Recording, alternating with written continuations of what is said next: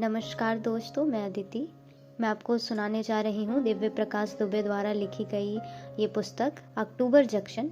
ये इसका पार्ट 2 है। अगर आपने पार्ट 1 नहीं सुना तो पहले आप उसे सुन लें ताकि आपको कहानी समझने में आसानी हो। 10 अक्टूबर 2013 Delhi. Chitra Indian book house publisher की रुचिका से मिलने के लिए राजीव चौक के कैफे कॉफ़ी डे में वेट कर रही थी। चित्रा ने जो किताब लिखी थी वो बेस्ट सेलर हो चुकी थी, लेकिन पूरी किताब में चित्रा का नाम कहीं भी नहीं था। रुचिका ने आते ही अपने लिए ब्लैक कॉफ़ी ऑर्डर की और कुर्सी पर बैठते ही बोली, 2 गुड न्यूज़ है और एक बैड न्यूज़। तीनों ही न्यूज़ बैड है मतलब। चित्रा ने अपनी आंखें चमकाते हुए कहा, इतनी भी बुरी नहीं है, सुनाओ। रुचिका ने कॉफ़ी का सिप लेते हुए कहा, पहली गुड न्यूज़ ये है कि अगर तुम एक और किताब की घोस्ट राइटिंग करती हो तो पिछले बार से डबल पैसा मिलेगा। दूसरी गुड न्यूज़ ये है कि मेरे पास टीवी राइटिंग के लिए कुछ बहुत अच्छे ऑफर हैं, पैसा भी बहुत अच्छा है, तुम बोलोगी तो मीटिंग करा दूंगी। बैड न्यूज़ ये है कि तुम्हारी बुक हम इस साल भी पब्लिश नहीं कर पाएंगे। बैड न्यूज़ के आगे दोनों गुड न्यूज़ का कुछ मतलब था नहीं। चित्रा ने सोचने के लिए 1-2 दिन का टाइम लिया। वह किसी भी तरह से चाहती थी कि उसकी बुक आ जाए। उसने रुचिका से उसकी किताब न आने की वजह जानने की बहुत कोशिश भी की, लेकिन रुचिका ने कोई सीधा जवाब नहीं दिया। उसने टॉप मैनेजमेंट वगैरह की कोई बात बोलकर उसको टरका दिया। चित्रा को यह उम्मीद थी कि अब तो उसकी लिखी हुई किताब बेस्ट सेलर हो चुकी है, अब तो उसको चांस मिल ही जाएगा। पैसे की दिक्कत तो थी ही, क्योंकि पिछली बार भी घोस्ट राइटिंग करके उसको इतने पैसे नहीं मिले थे कि वह आराम से 1-2 साल काट पाए। पैसे के लिए वह आर्टिकल भी लिखने लगी थी, लेकिन आर्टिकल लिखने के चक्कर में टाइम बहुत चला जाता था, जिस टाइम में वह अपनी बाकी बची हुई किताबें पूरी कर पाती। किसी भी लेखक के लिए इससे बुरा कुछ नहीं हो सकता कि उसकी अलमारी में ना छपी हुई किताबों का एक कोना बड़ा होता जाए, या वैसे ही है जैसे साल भर में हमारी ना ली हुई छुट्टियों का हिस्सा पता नहीं कब बढ़ जाता है। जिंदगी में ना जिए हुए दिनों का कोटा बढ़ता जाता है। खुद को सीरियसली लेने के चक्कर में आदमी भूल ही जाता है कि एक दिन सब ठाट धरा रह जाएगा। हर बीता हुआ दिन अपने ना जिए जाने का हिसाब मांगता है। सब कुछ ठीक है और कुछ भी ठीक नहीं है जैसे ख्याल इसलिए आते हैं ताकि आदमी अकेले में बैठकर जिंदगी से ऊब सके, इतना उबे कि जिंदगी से आंख मिचोली करने की हिम्मत जुटा सके। उबे हुए लोग ही गूगल मैप का छोटा से छोटा रास्ता छोड़कर सड़क के किनारे की पगडंडी वाला लंबा रास्ता लेते हैं। नज़ारे बदलने से नज़रिया भी बदल जाता है। यह बात किसी बूढ़ी औरत ने कही थी। औरतों को नज़ारा बदलने के लिए आदमी से ज़्यादा चलना पड़ता है। चित्रा का रास्ता लंबा भी था और अलग भी, इसलिए मुश्किल ज़्यादा ना भी हो लेकिन नई थी। 10 अक्टूबर 2013 की शाम को सुदीप और चित्रा दोनों इतने उदास थे कि दोनों का एक दूसरे को पहले कॉल करने का मन नहीं किया। दिन खत्म होने से पहले सुदीप ने जापान के रात 11:30 बजे चित्रा को कॉल किया। उस समय चित्रा की घड़ी में 8 बज रहे थे। वही दिल्ली में अपने घर पर थी। उसके साथ में कोई लड़का था। चित्रा के लिए ऐसे लड़कों के साथ सोना कुछ नया नहीं था। अकेलापन अच्छी बीमारी है, कभी फायदा करती है तो कभी बहुत नुकसान। अपने आप से चाहे कोई कितना भी प्यार करता हो, लेकिन आदमी सबसे जल्दी और सबसे ज़्यादा खुद से उकता जाता है। सुदीप अपने होटल के कमरे में सुनैना के साथ रुका हुआ था। उसको सुबह से याद था कि आज 10 तारीख है और आज के दिन वह और चित्रा मिलते हैं। चित्रा को भी यह बात अच्छे से याद थी। चित्रा के फ़ोन उठाने की वजह से साथ वाला लड़का थोड़ा डिस्टर्ब हुआ। इधर सुदीप का एकदम से बिस्तर से उठकर जाना और चित्रा को फ़ोन करना सुदीप की गर्लफ्रेंड सुनैना को कुछ अच्छा नहीं लगा। फ़ोन मिलने के बाद से दोनों को बस तसल्ली हुई कि दोनों को एक दूसरे की याद है। दोनों की एक दूसरे की ज़िंदगी में साल में एक दिन ही सही लेकिन पक्की जगह है। सुदीप ने चित्रा को जताया कि आज सुबह से ही वह उसे याद कर रहा था। उसने यह भी जोड़ा कि उसे बहुत सारी बातें करनी हैं। चित्रा ने यह जताया कि कैसे 1 साल बीत गया। सुदीप ने कहा, मुझे ब्रेक चाहिए। चित्रा ने जवाब दिया, मुझे भी। वे एक दूसरे की खामोशी सुन ही रहे थे कि चित्रा के कमरे से उस लड़के ने आवाज़ लगाई।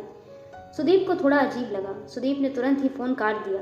चित्रा ने फ़ोन रखते ही उस लड़के को घर से जाने के लिए बोला। उस लड़के ने चित्रा को 1-2 गाली दी और कमरे से निकल गया। उधर सुनैना दूसरी तरफ मुंह करके लेट गई। सुदीप अब भी बैठकर अपने मोबाइल में कुछ टाइप कर रहा था। उसने एक मैसेज टाइप करके चित्रा को भेजा, If we are not together for real reasons like kids, security or emotional support, then we should be together for unreal reasons like happiness, good company and comfort. मेरी lines नहीं है लेकिन कहीं पढ़ी थी। सुदीप यह मैसेज भेजकर लेट गया। तभी उसका फ़ोन बजा। उधर से चित्रा का मैसेज था। रसल क्रो की एक फिल्म थी ब्रेकिंग अप, उसमें ये लाइंस थी, कुछ साल हमसे नाराज़ होते हैं, लाख कोशिश करने पर भी वो मानते ही नहीं। यह साल सुदीप और चित्रा की जिंदगी का वही साल था। दुनिया भर में 13 को बुरा मानने की अपनी अपनी वजहें हैं। सुदीप और चित्रा के पास 2013 को अच्छा मानने की एक भी वजह नहीं थी। साल बुरा हो तो याद कर लेना चाहिए कि अगला साल आकर सब कुछ बदल देगा। साल 2013 में सुदीप और चित्रा अपने अक्टूबर की 10 तारीख हो गए थे। कुछ पा लेने के बाद जब हम एक गिलास ठंडा पानी पीकर सुस्ताते हैं, तब याद आता है कि हमारा वो एक हिस्सा खो गया जो इतना कुछ पाना चाहता था। चलते फिरते हम रोज कितना कुछ खोते जा रहे हैं कि याद ही नहीं आता है कि कब बैठकर हमने आसमान में तारे गिने थे, कब आखिरी बार अपनी एक हाथ की उंगलियों को दूसरे हाथ की उंगलियों से छुआ था। अब बिना बात के ऐसे ही अपने मोबाइल पर किसी बिसरे हुए दोस्त को बिना किसी काम कॉल किया था, दोस्त जो अब थोड़ा अजनबी हो चुका है। कब हमने 12 महीने के बच्चे के जैसे धूप को कमरे में झांकते हुए देखकर चौंके थे। कब डूबते सूरज के साथ 10 रुपए की मूंगफली खाई थी। कब रात भर बातें की थी। कुछ पा लेने की राह पर रोज भागते हुए भूल ही जाता है कि अपनी खोए हुए हिस्सों को बचा लेना ही असली पाना है। हम शाम होने तक अपने पीछे एक पूरी दुनिया खोकर घर लौटते हैं। दिन ऐसे खाली होकर साल हो जाते हैं। एक साल बाद 10 अक्टूबर 2014 गोवा। दिल्ली में सरकार बदल चुकी थी। सभी बिजनेस वाले मोदी सरकार को बड़ी उम्मीद से देख रहे थे कि अच्छे दिन आएंगे। अच्छे दिन का आना बहुत बड़ी उम्मीद थी। अच्छे दिन आए या नहीं यह किसी को नहीं पता था। प्रधानमंत्री नरेंद्र मोदी ने एक मीटिंग देश के सभी बड़े बिजनेस हाउस के मालिकों से की थी। इसी मीटिंग में देश के उभरते हुए बिजनेस स्टार्टअप के लोगों को भी बुलाया गया था। जो 30 लोग चुने गए थे उनमें से एक सुदीप भी था। इंडियन इकोनॉमी ग्रो कर रही थी। ऐसा लग रहा था कि अगले 5 सालों में इंडिया पूरी दुनिया में अलग छाप छोड़ेगा। प्रधानमंत्री ने 2 अक्टूबर को स्वच्छ भारत कैंपेन लॉन्च की, जिसमें कई फिल्म स्टार समेत बड़े बड़े लोग शामिल हुए थे। सुदीप को भी दिल्ली से इनवाइट किया गया था। वह इसमें नहीं जा पाया था क्योंकि उसको बहुत सारा काम निपटाकर 10 तारीख को गोवा पहुंचना था। सुदीप चित्रा का गोवा के एयरपोर्ट पर इंतजार कर रहा था। चित्रा की फ्लाइट थोड़ी लेट थी। सुदीप अपनी कंपनी के काम से इतना पक चुका था कि उसने चित्रा के आते ही अपना मोबाइल बंद कर दिया। भीड़ भाड़ सुदीप को पसंद नहीं थी और उसको कुछ लोग पहचान भी लेते थे।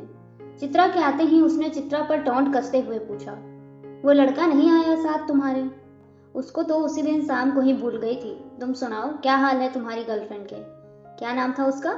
सुनैना नाम था। मैं सुनैना से शादी कर रहा हूँ। इतने बोरिंग लगोगे तुम शादी के बाद, चित्रा ने कहा। 35 साल का होने पर बच्चों से खेलने के लिए बच्चे होने तो चाहिए। बात तो सही है तुम्हारी, कर लो बच्चे। अपने बच्चे को मेरे पास भेजना, उसको बिल्कुल बिगाड़ दूंगी। बच्चा तुमको बुआ बुआ बोलेगा, कितना अच्छा लगेगा, सुदीप ने कहा। और यह सुनते हुए चित्रा ने उसको जोर से कोहनी मारी। एयरपोर्ट के बाहर ही कार आई हुई थी। सुदीप ने कार की चाबी चित्रा को दी। तुम पहले आ चुकी हो गोवा? हाँ, मैं हनीमून पर यहीं आई थी। पहले बता देना था, कहीं और चलते। अब किस किस चीज से पीछा छुड़ाऊंगी। कैसी चल रही है लाइफ? मेरी लाइफ एकदम हैपनिंग है। इसका मतलब है किताब आने वाली है। किताब का तो नहीं पता, लेकिन लिखकर काम अच्छा चल रहा है। कैसे? सब यही पूछ लोगे। अभी तो हम आए हैं, आराम आराम से बात करते हैं। चित्रा ने एसी बंद करके गाड़ी के शीशे खोल दिए। सुदीप और चित्रा ताज में रुके थे।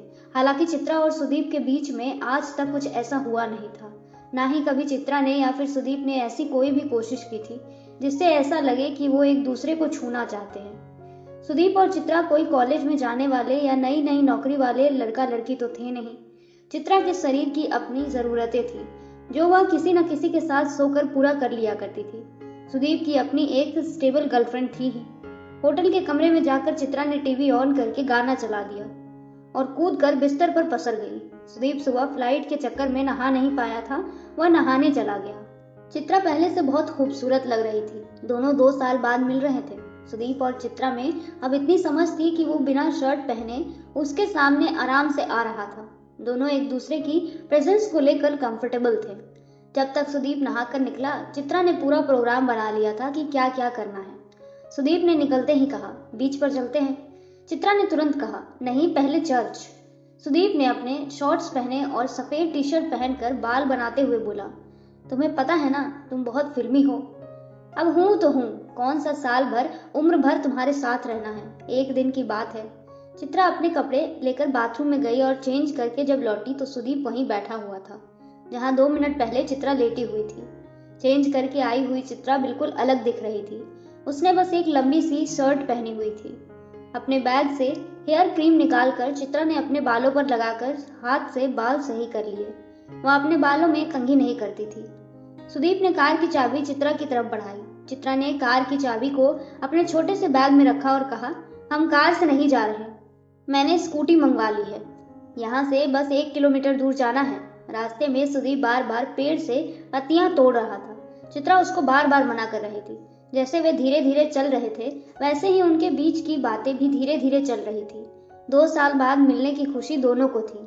स्कूटी चित्रा चला रही थी। पहले दोनों चर्च गए। चित्रा ने सुदीप को थोड़ी देर वहां चुप बैठने के लिए कहा। चित्रा ने एकदम मन लगाकर आंखें बंद कर ली, ठीक ऐसे जैसे वो सब कुछ पूरा हो जाएगा जो कुछ उसने सोच रखा है। चित्रा को मगन देखकर सुदीप ने भी कुछ देर वहां अपना मन लगाया। चर्च से निकलने के बाद सुदीप ने बड़ा ही घटिया सा सवाल किया, क्या मांगा? इस पर चित्रा ने वही घटिया सा जवाब दिया, मैं क्यों बताऊं? सुदीप और चित्रा इसके बाद बीच पर गए। वहां जाने के बाद उन्होंने जल्दी जल्दी पीना शुरू किया। जल्दी वे इसलिए पी रहे थे ताकि नॉर्मल हो जाएं और अपना सब कुछ थोड़ी देर को भूल जाएं। मैं इस लाइफ टाइम में तुम्हारी किताब पढ़ पाऊंगा कि नहीं? हमें मिले हुए आज 4 साल हो गए, अभी तक तुम्हारी किताब नहीं आई, सुदीप ने पूछा। यार इतना आसान नहीं है। मैंने एक राइटर के लिए घोस्ट राइटिंग की थी। घोस्ट राइटिंग क्या होती है? यही कि किताब मैंने लिखी लेकिन किताब पर मेरा नाम नहीं आएगा। ऐसा क्यों किया तुमने? पैसों की जरूरत थी। तुम्हें मुझे बोलना था, सुदीप ने कहा। इसके बाद चित्रा कुछ बोली ही नहीं। थोड़ी देर बाद सुदीप को अपनी गलती का एहसास हुआ। उसने कहा, अच्छा सॉरी, आगे बताओ। तो अच्छी बात यह है कि जो किताब मैंने लिखी थी वो लाखों में बिक गई, इसलिए उसके राइटर ने मुझे अगली किताब भी दे दी है लिखने के लिए। लेकिन उसमें तुम्हारा नाम नहीं आएगा ना? हाँ वो है, लेकिन पैसे अच्छे हैं। एक बार पैसे सेव हो गए तो अपनी किताब भी लिख पाऊंगी। ऐसे किताब लिखने का मोटिवेशन ही नहीं आ रहा है। बार बार चिंता होती रहती है कि रेंट कैसे दूंगी, खर्चा कैसे चलेगा। चित्रा ने बात खत्म करते हुए अपनी अगली ड्रिंक ऑर्डर की। चित्रा ने अपनी बात जारी रखते हुए कहा, और टीवी में सीरियल लिखने का काम भी आ रहा है मुझे। उसमें तो नाम मिलेगा ना? उसमें पैसा अच्छा है लेकिन नाम नहीं आएगा। क्यों? क्योंकि वो किसी और राइटर के नाम से आएगा।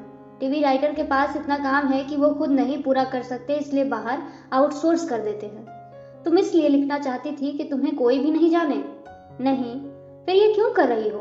बस थोड़े दिन की बात है, ऐसे वो दिन कभी नहीं आएगा। देखो मुझे ज्यादा पता नहीं है राइटिंग का, लेकिन तुम यही करती रह जाओगी। दूसरों के लिए कोई कैसे लिख सकता है? तुम नहीं समझोगे, मुझे समझना भी नहीं। मुझे बस ये पता है कि मैं किताब पर चित्रा पाठक का नाम देखना चाहता हूँ। यह बोलकर सुदीप उठकर चित्रा के पास गया। उसको कुर्सी से उठाकर जोर से गले लगा लिया और उसके माथे पर चूम लिया। चित्रा ने सुदीप को जोर से पकड़ लिया और कान में धीमे से कहा, thank you for coming. Sudeep और चित्रा वहां से उठकर सामने ही समंदर के किनारे बहुत देर तक टहले। टहलते टहलते चित्रा ने सुदीप से पूछा, तुम्हारा काम कैसा चल रहा है? मैं जहाँ बुक माई ट्रिप को देखना चाहता हूँ वहां तक ले जाने में मुझे 2 साल और लगेंगे। पता नहीं मेरे पास उतना टाइम है कि नहीं। शायद मुझे हटा दे। हटा कैसे सकते हैं? तुम्हारी ही कंपनी है ना? हाँ मेरी ही कंपनी है, लेकिन मैं अपने कुछ और शेयर भी बेच चुका हूँ। अगर बोर्ड ऑफ डायरेक्टर्स बैठकर फैसला ले ले तो मुझे हटा सकते हैं, लेकिन अभी मुझे इस बारे में कोई बात नहीं करनी। सुदीप ने समंदर के किनारे टहलते हुए चित्रा के कंधे पर हाथ रख दिया। चित्रा ने सुदीप के शॉर्ट्स की पीछे वाली जेब में हाथ डाल दिया। पानी उनके पैर से छूकर लौट रहा था। इस बीच एकाएक पानी जोर से आया। इससे पहले कि वे बचने की कोशिश करते, दोनों पूरी तरह भीग चुके थे। 2 लोग जब तक एक दूसरे को यह नहीं बताते कि वे रोते किस बात पर है, तब तक करीब नहीं आते। चित्रा और सुदीप के रिश्ते की सबसे अच्छी बात शायद यही थी कि उन दोनों में से किसी एक को भी प्यार जैसा नहीं लगा था एक दूसरे के साथ। वे बस एक दूसरे के लिए छुट्टी की तरह से थे, जिसका इंतजार वे साल भर करते। पुराना सब कुछ भूलकर नया शुरू करने की हिम्मत एक दूसरे को देते। ऐसा रिश्ता हर किसी की जरूरत है। बस दिक्कत यह है कि जब कोई इतना अच्छा हमें मिलता है तो हम उसको रोकने की कोशिश करते हैं। रोकने की कोशिश में सब कुछ बह जाता है। छुट्टियां तभी तक अच्छी है जब तक वो मुश्किल से मिलती हैं। इस बार पहली बार सुदीप और चित्रा के बीच वो सब कुछ हुआ जो किसी भी लड़के और लड़की के बीच हो सकता है। सुदीप और चित्रा जब सुबह सोकर उठे तो एक दूसरे में ऐसे फिट थे जैसे दोनों के शरीर को सालों से एक दूसरे की आदत हो। 2 लोग जब एक दूसरे को पूरी तरह से समझ लेते हैं तो बीच की खाली जगह खोकर एक दुनिया हो जाते हैं। सुदीप चित्रा की दुनिया नहीं थी, बल्कि उसकी दुनिया से दूसरी दुनिया के बीच की खाली जगह थी। जिसको भरने की कोशिश करते ही वो पूरा एक दिन खो जाता। जिस साल सुदीप चित्रा से मिलता था उस साल के दिन 364 गिन लेता था। यूं एक दिन का गुमशुदा होना कैलेंडर को भी अच्छा लगता है। बढ़िया ही हुआ कि दोनों को अभी तक प्यार नहीं हुआ, वरना वे एक दूसरे के पते अभी तक भूल चुके होते। सुदीप ने ऐसे ही गोवा की एक शाम को डूबते हुए सूरज की ओर देखते हुए चित्रा से कहा था, हमें शायद कभी मिलना ही नहीं चाहिए था। ऐसी उदास बातों पर मेरा कॉपीराइट है। चित्रा ने यह बोलकर डूबते हुए सूरज को एक सेकंड के लिए रुकने का बोल दिया। पूरी दुनिया एक सेकंड के लिए उस रुके हुए सूरज में डूब गई। सुदीप ने अपने बैग से अपनी वही किताब निकाली और चित्रा की तरफ बढ़ा दी। चित्रा ने उस पर 10 अक्टूबर 2015 की तारीख डाल दी। लौटने पर सुदीप को सुनैना के सवालों का सामना करना पड़ा। आखिर वह फोन बंद करके गायब कहाँ था। सुदीप ने एक सस्ता सा झूठ बोल दिया कि वो घर पर कुछ इमरजेंसी थी, वह लखनऊ गया था। लखनऊ गए सुदीप को सालों हो चुके थे। अपने घर लौटने की उसकी सारी वजहें खो चुकी थी। एक साल बाद 10 अक्टूबर 2015 मुंबई बुक माई ट्रिप ऑफिस, सुबह 9 बजे। सुदीप यादव जब रोज की तरह अपने ऑफिस पहुंचा तब उसको रिसेप्शन पर ही रोक दिया गया। अभिजात और सुनैना उसको एक केबिन में लेकर गए। सुदीप की तरफ एक लेटर बढ़ाया गया। लेटर में कुछ ऐसा लिखा था जिसका मतलब था कि बोर्ड ऑफ डायरेक्टर्स और इन्वेस्टर ने मिलकर यह फैसला लिया है कि सुदीप अब इस कंपनी का सीईओ नहीं रहेगा। सुदीप की जगह अभिजात को सीईओ बनाया जा रहा है। यह मीटिंग रात के 1 बजे हुई थी। सुदीप ने लेटर को वहीं के वहीं फाड़ दिया और अभिजात की आंखों में आंखें डालकर देखने लगा। अभिजात ने बोलना शुरू किया कि रात में देर हो गई थी, इसलिए उसे रात में जगाना ठीक नहीं समझा। सुदीप के होठ फड़फड़ा रहे थे, लेकिन वह इतना गुस्सा था कि कुछ बोल नहीं रहा था। सुदीप केबिन से उठकर अपने केबिन में जाने लगा। इतने में उसके हाथ से उसका लैपटॉप ले लिया गया। उसका केबिन लॉक किया जा चुका था। उसको अपना सामान अपने केबिन से हटाने का टाइम भी नहीं दिया गया। सुदीप के केबिन में उसकी माँ की फोटो लगी थी। सुदीप जिद पर अड़ गया कि उसको अपनी माँ की फोटो चाहिए। सुनैना के कहने पर केबिन खोला गया। सुदीप पूरे केबिन को एक बार ध्यान से देखा, अपनी माँ की फोटो उठाई। उसके कमरे के बोर्ड पर लिखा हुआ था कि बुक माई ट्रिप अगले 2 साल में इंडिया की नंबर 1 कंपनी होगी। उस केबिन की एक एक चीज को उसने इत्मीनान से देखा। जैसे छोटे बच्चे बहुत नाराज हो जाते हैं तो अपने सबसे प्यारे खिलौना तोड़ देते हैं, वैसे ही सुदीप नाराज था। वह कंपनी जिसको सुदीप ने बनाया था, अब उस कंपनी को सुदीप की जरूरत नहीं। सुनैना ने सुदीप को समझाने की कोशिश की थी, लेकिन सुदीप ने सुनैना की कोई बात नहीं सुनी। वह ऑफिस से निकल गया। ऑफिस से निकलने के 5 मिनट के भीतर ही सुदीप ने एक ईमेल लिखी जो कि जानबूझकर उसने मीडिया में लीक कर दी। Dear board member and investor, मैं बहुत पहले ही समझ चुका था कि आप लोगों से कुछ भी बात करना ही बेकार है। मैंने बहुत पहले ही हिसाब लगा लिया था कि मेरे पास इस लाइफ में करीब 3.25 लाख घंटे हैं। एक एवरेज आदमी 60 साल जीता है, उसमें से सोने का समय मैंने घटा दिया है। मैं अपनी लाइफ का बचा हुआ समय आप लोगों की पॉलिटिक्स पर खराब नहीं करना चाहता। हालांकि अच्छा यह रहता कि आप मुझे हटाने से पहले बता देते, लेकिन आपने वह सब इतने चुपचाप किया है जैसे कोई रात में चुपचाप चोरी करता है। All the best. Book my trip इस देश की सबसे बड़ी कंपनी हो सकती थी, लेकिन का जवाब आपके पास खुद है। कायदे से आगे कभी भी कंपनी को मेरी जरूरत होगी तो मुझे आपकी कोई मदद नहीं करनी चाहिए, लेकिन मैं आप लोगों जैसा नहीं हूँ। बुक माई ट्रिप को इस देश की नंबर 1 कंपनी बनाने में कभी भी मेरी जरूरत होगी तो मैं कोई भी मदद करने के लिए तैयार हूँ। चीयर्स, सुदीप यादव। सुदीप के इस ईमेल डालने के 1 घंटे के अंदर इस देश के हर न्यूज चैनल पर यह ईमेल था। तमाम आर्टिकल लिखे जा रहे थे। सुदीप हीरो था, लेकिन सोशल मीडिया पर कोई उसको कल्ट हीरो बोल रहा था, तो कोई क्रेजी, तो कुछ लोग इमेच्योर। उधर चित्रा ने टीवी ऑन किया तो यही न्यूज चल रही थी। लोग तरह तरह की बातें कर रहे थे। हर चीज के तमाम पहलू होते होंगे, लेकिन न्यूज पर हर बात के 2 ही पहलू होते हैं, एक बहुत सही और एक बहुत ही गलत। बीच का कुछ नहीं होता। न्यूज चैनल पर एक पैनलिस्ट ने घोषणा कर दी कि फोर्ब्स मैगजीन की बहुत ही पॉपुलर लिस्ट 30 अंडर 30 में आने वाले सुदीप यादव का करियर खत्म हो चुका है। सुदीप यादव की बाइट लेने के लिए लोग खड़े थे, लेकिन सुदीप यादव की तरफ से कोई भी स्टेटमेंट नहीं आया था। सुदीप की पॉपुलैरिटी इतनी ज्यादा थी कि उसके नाम से ट्विटर पर #comebackSudeep, #IStandWithSudeep ट्रेंड करने लगा। चित्रा न्यूज चैनल पर यह सब देख रही थी। चित्रा ने सुदीप को फोन मिलाया, लेकिन सुदीप का फोन बंद आ रहा था। उसके पास उसकी सेक्रेटरी का नंबर था। चित्रा ने वो नंबर मिलाया, लेकिन सेक्रेटरी का नंबर भी बंद आ रहा था। उधर सुदीप की कार के पीछे अभी भी रिपोर्टर्स थे। उसको समझ आ गया था कि अगर वह मुंबई में रहा तो ये लोग पीछा नहीं छोड़ेंगे। ऑफिस से निकलकर वह सीधे एयरपोर्ट गया और उसने लखनऊ की पहली फ्लाइट का टिकट बुक किया। उसने अपने ड्राइवर का मोबाइल अपने साथ रख लिया था। सिक्योरिटी चेक के बाद उसने अपने ड्राइवर के नंबर से चित्रा को फोन किया। चित्रा ने सुदीप से सबसे पहले पूछा, तुम ठीक तो हो? हाँ, मैं एकदम ठीक हूँ, लखनऊ जा रहा हूँ। मैंने कभी पूछा नहीं, कौन कौन है घर पर तुम्हारे? बस पापा हैं। पापा प्रिंसिपल थे जब मैं 12th के बाद पढ़ाई बंद कर दी थी। इस बात से उन्होंने कई साल तक मुझसे बात नहीं की थी। मम्मी बहुत पहले ही चली गई थी। मेरे पढ़ाई छोड़ने के बाद से पापा उनको रोज रोज सुनाते थे। मम्मी बहुत रोती थी। एक दिन मम्मी सोई और उठी ही नहीं। मुझ पर भी पता नहीं किस बात की जिद थी। थोड़ा बहुत पढ़ लेता तो क्या ही फर्क पड़ता। सॉरी। तुम्हें पता है मैंने इसलिए कभी अपना घर नहीं खरीदा। मैं इसीलिए होटल में रहता हूँ क्योंकि मुझे डर लगता है घर से। मुझे लाइफ में बस एक ही मलाल है कि मम्मी जाने से पहले देख नहीं पाई कि मैं कुछ कर भी सकता हूँ। इधर कुछ दिनों से मम्मी की बहुत याद आ रही है। कमाल की बात है, वे लोग कभी घर बनाने में अपना एक भी मिनट खराब नहीं करते जो कभी भी घर बना सकते हैं।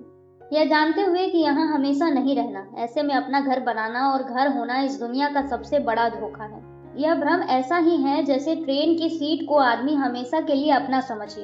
एक दिन स्टेशन आएगा और हम उतरने के बाद पीछे मुड़कर भी नहीं देखेंगे। चित्रा ने खामोशी तोड़ते हुए पूछा, पापा तो अब खुश होंगे कि उनका बेटा इतना बड़ा आदमी है। पता नहीं, हमारी कभी सही से बात ही नहीं होती। बस जब भी अखबार में मेरा नाम आता है तो वो सारी कटिंग संभाल कर रखते हैं। सुदीप बोलते बोलते रुक गया। चित्रा ने भी कुछ पूछने की जल्दबाजी नहीं दिखाई। चित्रा, हाँ बोलो। तुम आ जाओ, मैं रखता हूँ। फोन काटने के बाद चित्रा को लखनऊ के घर का एड्रेस का एसएमएस मिला। चित्रा ने अगली फ्लाइट चेक करके अपना टिकट बुक कराने की कोशिश की, लेकिन किसी भी फ्लाइट में कोई जगह नहीं थी। उसने स्टेशन जाकर लखनऊ मेल की टीटी को पैसे देकर सीट ले ली। चित्रा को पूरे रास्ते सुदीप की चिंता थी और 10 अक्टूबर को ना मिल पाने का मलाल भी। 11 अक्टूबर 2015 लखनऊ। सुदीप के पापा को भी जर्नलिस्ट कल से फोन कर रहे थे। सुदीप के पापा ने लखनऊ के विराम खंड गोमती नगर में अपना घर बनाया था। घर में उनका एक पुराना नौकर साथ रहता था। घर 2 फ्लोर का था और ऊपर वाले हिस्से में सुदीप के पापा रहते थे। नीचे वाला फ्लोर उन्होंने किराए पर दे रखा था। नीचे वाला फ्लोर वहीं घर के पास में टीसीएस टाटा कंसल्टेंसी सर्विसेज में काम करने वाले कुछ लड़के ने ले रखा था। ये लड़के अपनी नौकरी से रोज बोर होते हुए सोचते थे कि उनको सुदीप यादव जैसा बिजनेसमैन बनना है। जब सुदीप ने पापा को बताया कि उसकी एक दोस्त भी आने वाली है तो उन्होंने एक कमरा साफ करवाकर चादर और तकिया बदलवा कर रख दिया था। इस कमरे में सुदीप की माँ की बहुत बड़ी तस्वीर लगी थी। चित्रा ने घर पहुंचकर मुंह हाथ धोया। सुदीप अब भी सो रहा था। सुदीप के पापा छत पर अखबार पढ़ते हुए चाय पी रहे थे। टेबल पर 3 अखबार थे, एक हिंदी का दैनिक जागरण और अंग्रेजी के 2 अखबार, टाइम्स ऑफ इंडिया और इकोनॉमिक टाइम्स। चित्रा को उसके पापा ने छत पर आकर चाय पीने के लिए बुलाया। इकोनॉमिक टाइम्स में सुदीप के ऊपर एक अच्छा खासा लंबा आर्टिकल आया हुआ था। पापा ने पूरा आर्टिकल पढ़ने के बाद भी सुदीप से कुछ नहीं पूछा। पिछली शाम से अभी तक इन दोनों के बीच कोई बातचीत शुरू नहीं हो पाई थी। चित्रा के वहां पहुंचने के बाद भी कोई बातचीत आगे नहीं बढ़ रही थी। आखिरकार पापा ने ही बात शुरू की। दिन में क्या खाओगे तुम लोग? कुछ भी, सुदीप ने कहा। कुछ भी नहीं बनता हमारे यहाँ। बेटा, आप क्या खाएंगी? पापा ने चित्रा से पूछा। चित्रा ने पलटकर पूछा कि घर में कौन कौन सी सब्जी है। पापा ने बताया कि जो पसंद हो वो सब्जी आ जाएगी। सब्जी मंडी पास ही है। इसके बाद चित्रा और पापा की बात होने लगी। पापा ने बताया कि सिटी मॉन्टेसरी स्कूल के मालिक जगदीश गांधी उनके दोस्त है, तो वह अक्सर बच्चों की क्लास लेने जाते हैं। चित्रा ने पूछा भी कि इतने बड़े घर में वह बोर नहीं होते। पापा ने बताया कि वह वैसी ही जिंदगी काट रहे हैं जैसे कि सुदीप की माँ जिंदा हो। वह वही सीरियल देखते हैं, वही गाना सुनते हैं जो इसकी मम्मी को पसंद थे। उन्होंने वही छत पर अपना पढ़ने वाला कमरा दिखाया जहां हजारों किताबें रखी थी। अलमारी खोलकर उन्होंने एक फाइल दिखाई जहां पर वो सारे अखबार की कटिंग थी जिसमें सुदीप का नाम आया था। उन्होंने उस दिन के इकोनॉमिक टाइम की कटिंग भी वहीं उस फाइल में लगा दी। जब भी सुदीप को कॉलेज न ज्वाइन करने की वजह से डांटता तो इसकी मम्मी हमेशा कहती थी, मत डांटा करो इसको, देखना एक दिन बहुत नाम रोशन करेगा। आपकी आंटी से लव मैरिज हुई थी? चित्रा ने किताबों की अलमारी से एक किताब निकाल कर पूछा। हाँ, वो यादव नहीं थी। शादी के बाद भी मैंने सुदीप की मम्मी का नाम चेंज नहीं कराया। इस बीच पापा ने सुदीप की कुछ नोटबुक निकाल कर चित्रा की तरफ बढ़ाई। इसकी मैथ्स तो अच्छी थी ही, बचपन में ये बच्चों की कहानियां लिखता था। चित्रा सुदीप के पुराने नोट्स पलटने लगी। सुदीप अभी भी चुपचाप बैठा हुआ था। चित्रा ने सुदीप को वही कमरे में बुलाया। तुमने बताया नहीं तुम लिखते भी हो? वो लड़का कब का मर गया जो लिखता था। ऐसे मत बोलो, आगे का क्या प्लान है तुम्हारा? कुछ भी नहीं पता, फिलहाल तो एक दो वकीलों से बात हुई है, मैं केस करूंगा।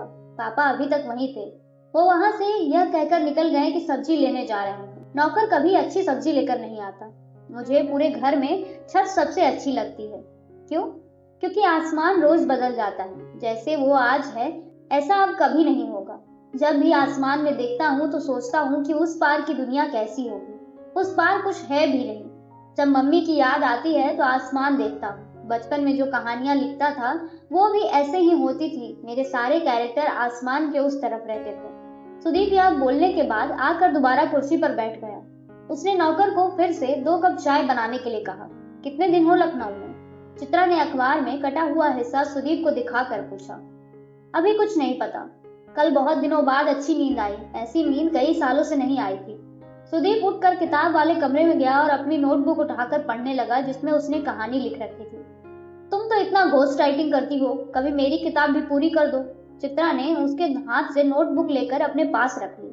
कर दूंगी, तुम भी क्या याद रखोगे। अब ये बताओ लखनऊ में कहाँ घुमा रहे हो? चलो शाम को तुमको गंजिंग करा के लाते हैं। गंजिंग क्या होता है? चित्रा ने पूछा। हजरतगंज में बिना काम के घूमने को गंजिंग कराना कहते हैं। 11 अक्टूबर 2015 लखनऊ हजरतगंज। शाम को सुदीप अपने पापा की कार में चित्रा को लेकर हजरतगंज निकल पड़ा। सुदीप हजरतगंज बहुत दिनों बाद आया था। वहां चौराहे पर हनुमान मंदिर के पास में ही बहुत बड़ी कार की पार्किंग बन गई थी। पार्किंग में कार लगाकर सुदीप हनुमान मंदिर आया और अपने जूते उतारे बिना थोड़ी दूर से कुछ देर तक हनुमान जी की आंखों में देखता रहा।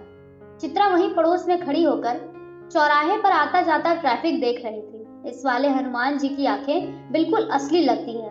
मैं पहले भी जब भी आता था तो हमेशा आंखों में देखता था। थोड़ी देर तक देखो तो लगता है कि आंखों की पुतलियां हिल रही है।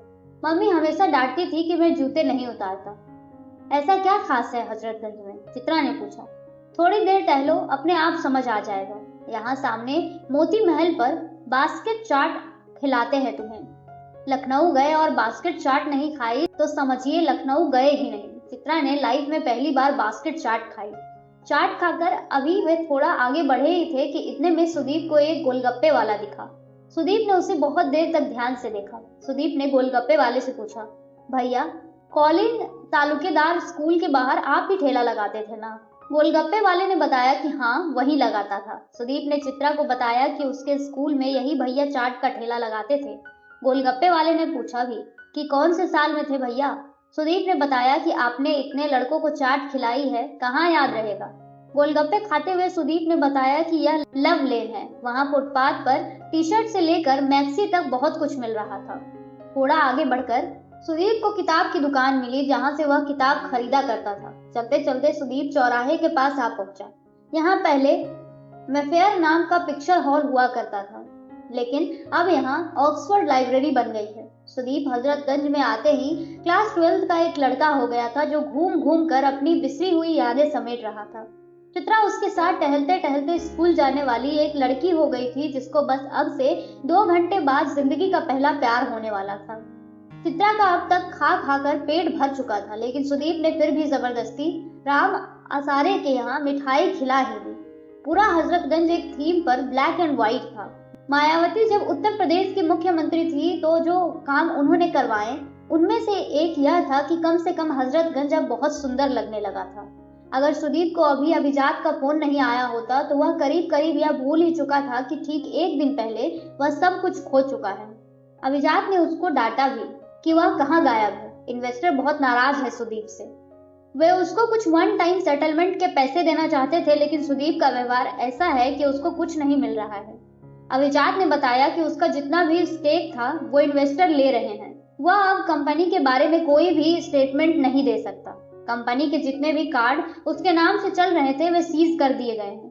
कंपनी के नाम पर जो भी सुविधाएं उसे मिल रही थी सब कुछ ले ली गई है। कुल मिलाकर इसका मतलब यह था कि सुदीप के पर्सनल अकाउंट में जितने पैसे थे बस उतने ही उसके पास बचे थे। वह लखनऊ पहुंचकर वैसे ही खाली हाथ हो गया था जैसे कि कुछ साल पहले जब उसने लखनऊ से सब कुछ जीरो से शुरू किया था। अभिजात जब यह सब फोन पर बता रहा था तो सुदीप गुस्से से 1-2 बार चिल्लाया भी, लेकिन अब कुछ हो नहीं सकता था। चित्रा ने उसको चुप करवाने की कोशिश नहीं की। लौटते हुए सुदीप ने चित्रा से कोई बात नहीं की। घर लौटकर वह अपने आप को कमरे में बंद कर लिया। डिनर पर चित्रा सुदीप के पापा के साथ बैठी और उसने जो कुछ भी हुआ था वो सब कुछ सुदीप के पापा को बताया। पापा ने जानबूझकर सुदीप से कुछ नहीं कहा, बस अपने सोने जाने से पहले सुदीप के कमरे में नीचे पर्ची सरका दी। पर्ची में बस इतना लिखा था, खाना फ्रिज में रखा है, अगर मन करे तो खा ले। चित्रा दूसरे कमरे में आ गई। उसे सुदीप के कमरे में जाना सही नहीं लगा। वह सुदीप की नोटबुक खोलकर पढ़ ही रही थी कि इतने में सुदीप के पापा चित्रा के कमरे में आए और बोले, जब तक ये थोड़ा नॉर्मल नहीं हो जाता आप यहीं रुक जाओ बेटा, ये इतना जिद्दी है कि मुझसे कुछ बोलेगा नहीं। चित्रा ने इस बात का कोई जवाब नहीं दिया। थोड़ी देर चुप रहने के बाद वो बोली, आप परेशान ना हो अंकल, सब ठीक हो जाएगा। चित्रा अभी सुदीप की लिखी हुई कहानी खत्म ही कर रही थी। इतने में उसे किचन से कुछ आवाज आई। वह उठ कर गई। सुदीप फ्रिज से निकाल कर अपना खाना गर्म कर रहा था। तुम ठीक हो? सुदीप ने कोई जवाब नहीं दिया। चित्रा ने दोबारा पूछा, तुम ठीक हो? सुदीप ने अब भी कोई जवाब नहीं दिया। उसने बड़े ही आराम से खाना अपनी प्लेट में रखा और खाने लगा। चित्रा वही डाइनिंग टेबल के पास बैठ गई। खाना खाने के बाद सुदीप उठकर अपने कमरे में जाने से पहले चित्रा से कहा, सॉरी, कुछ भी बोलने का मन नहीं कर रहा, सुबह बात करते हैं। सुदीप अपने कमरे में जाकर कुर्सी पर बैठ गया। चित्रा जानबूझकर उसके कमरे में गई और सुदीप को बहुत जोर से गले लगा लिया। चित्रा के गले लगाते ही जैसे सुदीप के अंदर का सारा गुस्सा पिघलकर आंसू हो गया। वह बहुत जोर से चिल्ला रहा था, जैसे कोई मर गया हो। दूसरे कमरे में पापा को भी नींद नहीं आ रही थी, लेकिन वह उठकर सुदीप के पास नहीं आए। चित्रा ने कुछ नहीं कहा, बस वह सुदीप को गले लगाए बैठी रही। दोनों कब सो गए, न चित्रा को याद था न ही सुदीप को। सुबह उठकर चित्रा छत पर गई। अखबार में सुदीप के बारे में वही खबर थी जो कि एक दिन पहले अभिजात ने दी थी। सुदीप ने अपना ट्विटर का अकाउंट डीएक्टिवेट कर दिया था। यह खबर भी चित्रा को अखबार से मिली। अभी तक घर के नीचे रहने वाले लड़कों को भी खबर लग चुकी थी कि सुदीप आया हुआ है। उनमें से एक लड़का सुदीप से मिलने घर भी आया, लेकिन पापा ने उसको भगा दिया। चित्रा ने सुदीप के पापा का नंबर लिया और अपना नंबर सुदीप के पापा को दिया। सुदीप के उठने से पहले वह दिल्ली के लिए निकल गई। सुदीप के पापा ने रोकने की कोशिश भी की, लेकिन चित्रा रुकी नहीं। चित्रा का चले जाना सुदीप के पापा को थोड़ा सा खटका। सुदीप को थोड़ा समय अकेलापन चाहिए था और चित्रा उसमें कोई खलल नहीं डालना चाहती थी। चित्रा सुदीप को इतनी अच्छी तरह समझती थी कि वह और रुककर उसकी परेशानी बढ़ाना नहीं चाहती थी। कई बार थोड़ी देर के लिए चले जाना बहुत देर के लिए लौट आने की तैयारी के लिए बहुत जरूरी होता है। चले जाने से पैदा हुई एक खाली जगह में एक नई दुनिया बनकर लौट आने की गुंजाइश होती है। ऐसे रिश्ते जो खाली जगह को सहेज कर नहीं रख पाते, वो तालाब के पानी के जैसे बासी हो जाते हैं। कुछ रिश्तों को ऐसे ही छूना चाहिए जैसे ठंड में घास पर जमी ओस की बूंद को नंगे पांव छूते हुए। रोज सुबह बूंद नई हो जाती है और बूंद को छूकर पांव पुराने नहीं रहते।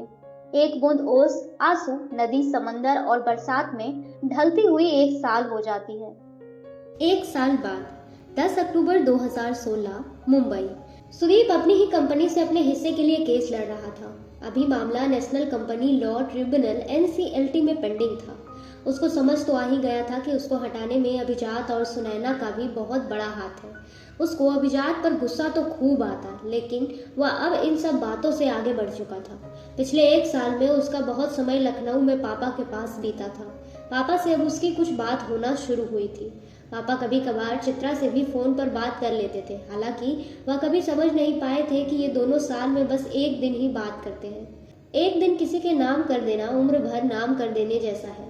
वह एक दिन फैल कर पल, घंटे, दिन, साल, सदियां कुछ भी बन जाता है। सुदीप को चित्रा के साथ बिताया हुआ हर एक 10 अक्टूबर याद था। सुदीप को एक बहुत बड़ी कंपनी ने अपने यहाँ पार्टनरशिप ऑफर की थी, लेकिन सुदीप अब बदल चुका था।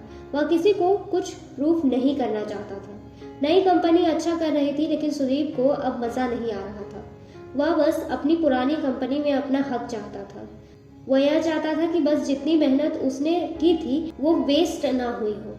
धीरे धीरे सुदीप के बारे में अखबार में आना लगभग खत्म ही हो चुका था। दुनिया भी तभी तक आपके बारे में चिंता करती है जब तक आप उसको मजा दे रहे हो। सुदीप से मीडिया को मजा आना बंद हो चुका था। मीडिया ने मजे लेने के लिए नए लोग ढूंढ लिए थे। मीडिया में आजकल housing.com के राहुल यादव के चर्चे थे। उसको अक्सर ये इंडियन स्टार्टअप का बैड बॉय कहा जाता था। इधर flipkart.com के सचिन और बिन्नी बंसल, पेटीएम के विजय शेखर शर्मा के नाम से करीब रोज ही अखबार भरे रहते थे। हिंदुस्तान के कॉलेज का हर लड़का अब इंजीनियर या एमबीए करके नौकरी करने के अलावा भी एक सपना देखता था कि वह अपनी कंपनी डाले और कहीं से करोड़ों रुपए की फंडिंग उठा ले। स्टार्टअप करना अब इस देश में नई नौकरी हो चुकी थी। सुदीप यादव का नाम बड़ा होने के रास्ते में जाने से ठीक पहले एकदम से गुमनामी में चला गया था। इधर चित्रा की जिंदगी में लिखते लिखते ऐसा पहली बार हुआ था कि जिस लेखिका की किताब के लिए वह घोस्ट राइटिंग करती थी, उसने चित्रा के काम से खुश होकर उसने इंडियन बुक हाउस पब्लिशर के मालिक से चित्रा की किताब की बात कर ली थी। पब्लिशर को उसका काम पहले से ही पसंद भी आया था, बस रुचिका बीच में पड़कर उसको आगे नहीं निकलने दे रही थी। रुचिका का काम था कि वह पब्लिकेशन के लिए नए लेखक ढूंढे, लेकिन वह अपने लालच के चलते नए लेखकों को आगे नहीं आने दे रही थी। इंडियन बुक हाउस के मालिक को जब ये सब पता चला तो उन्होंने रुचिका को नौकरी से निकाल दिया। उसने चित्रा की लिखी कोई पुरानी किताब तो नहीं ली, पर उसको एक नई किताब लिखने के लिए कुछ एडवांस रॉयल्टी दी। चित्रा को इस बात से कोई दिक्कत नहीं थी। अब फाइनली ऐसा लग रहा था कि 2017 में उसकी अपनी किताब आ जाएगी। पिछले साल चित्रा के बिना बताए जाने की वजह से सुदीप थोड़ा सा परेशान हुआ था, लेकिन वह जिंदगी की जिस स्टेज में था वहाँ कुछ भी उससे एक हद से ज्यादा परेशान नहीं कर पाता था। जिंदगी एक हद तक ही परेशान करती है, उसके बाद वो खुद ही हाथ थाम लेती है। जिंदगी ताश के पत्ते जैसे ही भरोसे का खेल है। जिनको होता है वो परेशान भले दिखे, अंदर से परेशान होते नहीं। इसलिए खेल में पत्ते अच्छे हो या खराब, जीतने वाले आखिर ब्लाइंड में भी जीत ही जाते हैं। जिंदगी पर ब्लाइंड खेलने जितना भरोसा रखना ताश के पत्ते पर बाजी लगाने जितना आसान होता नहीं। इसलिए लोग हारने से बहुत पहले ही हार चुके होते हैं। तय यह हुआ था कि इस बार सुदीप चित्रा से हिमाचल प्रदेश के धर्मशाला में मिलेगा। चित्रा वहां पर Tibetan institute of performing arts में बच्चों के लिए एक वर्कशॉप लेने गई थी। वहां उसको 9 दिन रहकर बच्चों को कहानियां लिखना सिखाना था। चित्रा को इस काम के पैसे भी मिल रहे थे। जिस लेखक के लिए वह घोस्ट राइटिंग करती थी, असल में आना उसे था, लेकिन वह उस समय बाहर घूमने जा रही थी। चित्रा को बच्चे पसंद भी थे, इसलिए जब चित्रा से वर्कशॉप के लिए पूछा गया तो वह तुरंत मान गई।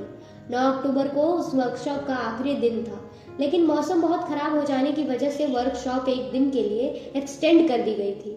चित्रा बहुत दिनों से 10 अक्टूबर का इंतजार कर रही थी। सुदीप सुबह आने वाला था।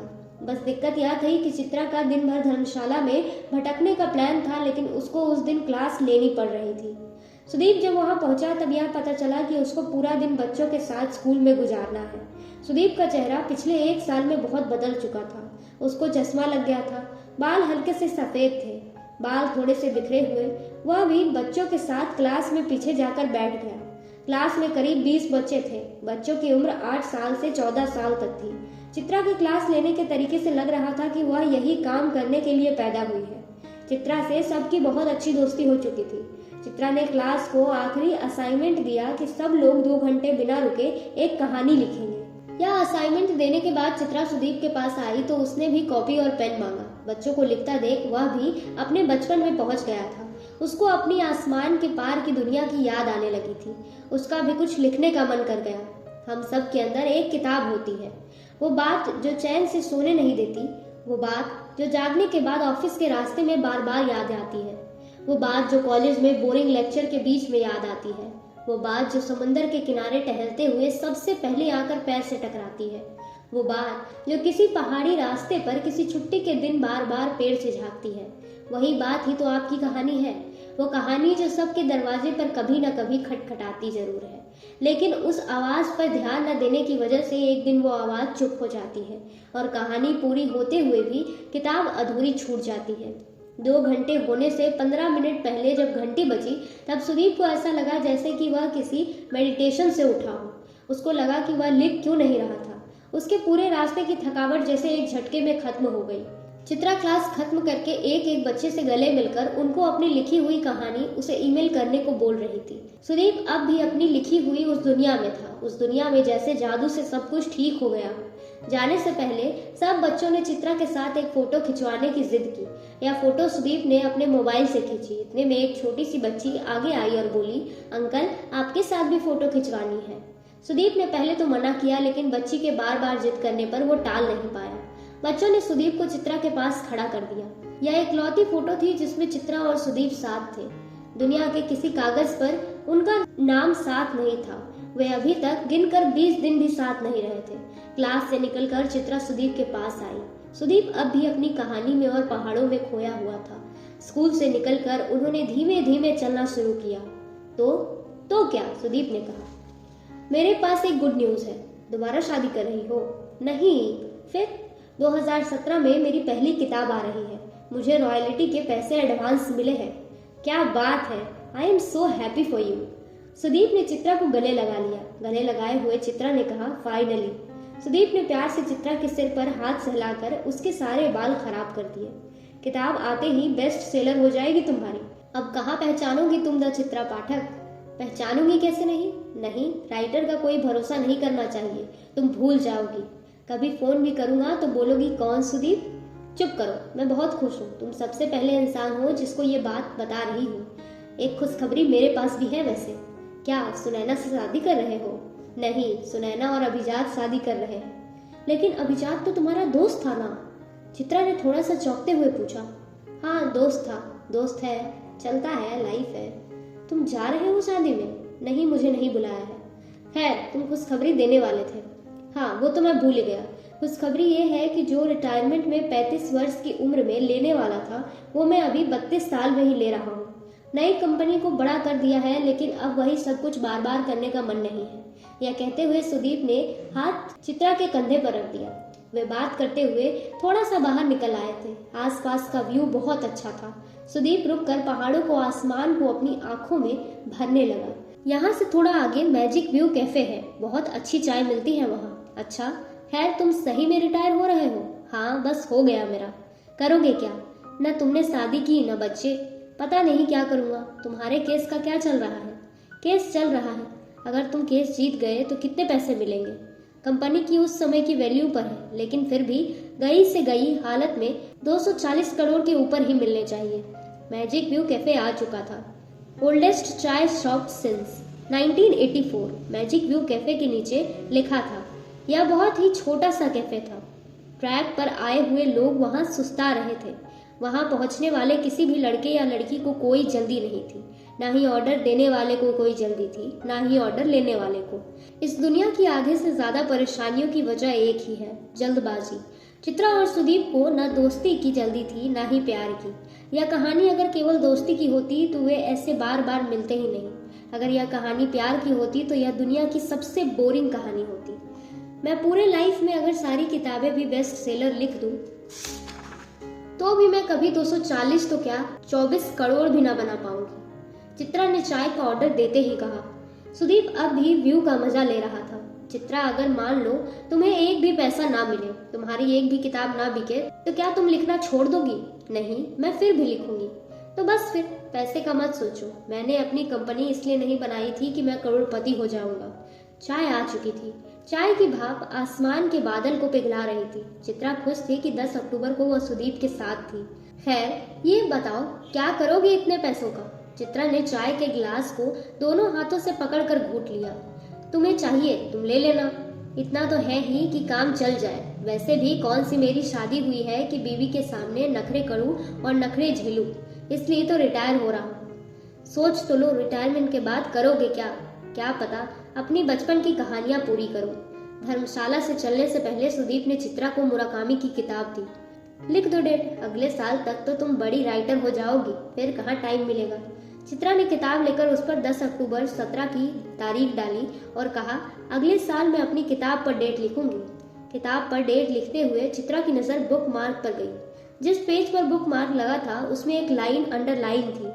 But one thing is certain, when you come out of the storm, you won't be the same person who walked in. That's what the storms is all about.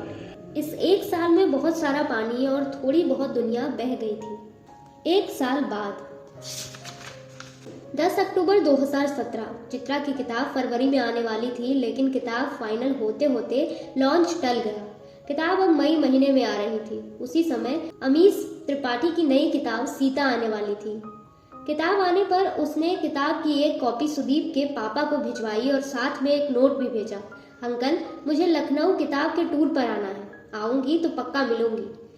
क्योंकि चित्रा नई राइटर थी तो हर जगह जहां उसका पब्लिशर टूर के लिए कोशिश कर रहा था वहां पर पहले से अमीश की किताबों को प्रेफरेंस मिल रही थी। चित्रा और उसके पब्लिशर की लाख कोशिश के बावजूद भी चित्रा की किताब लोगों के दिलों में कोई खास जगह नहीं बना पाई।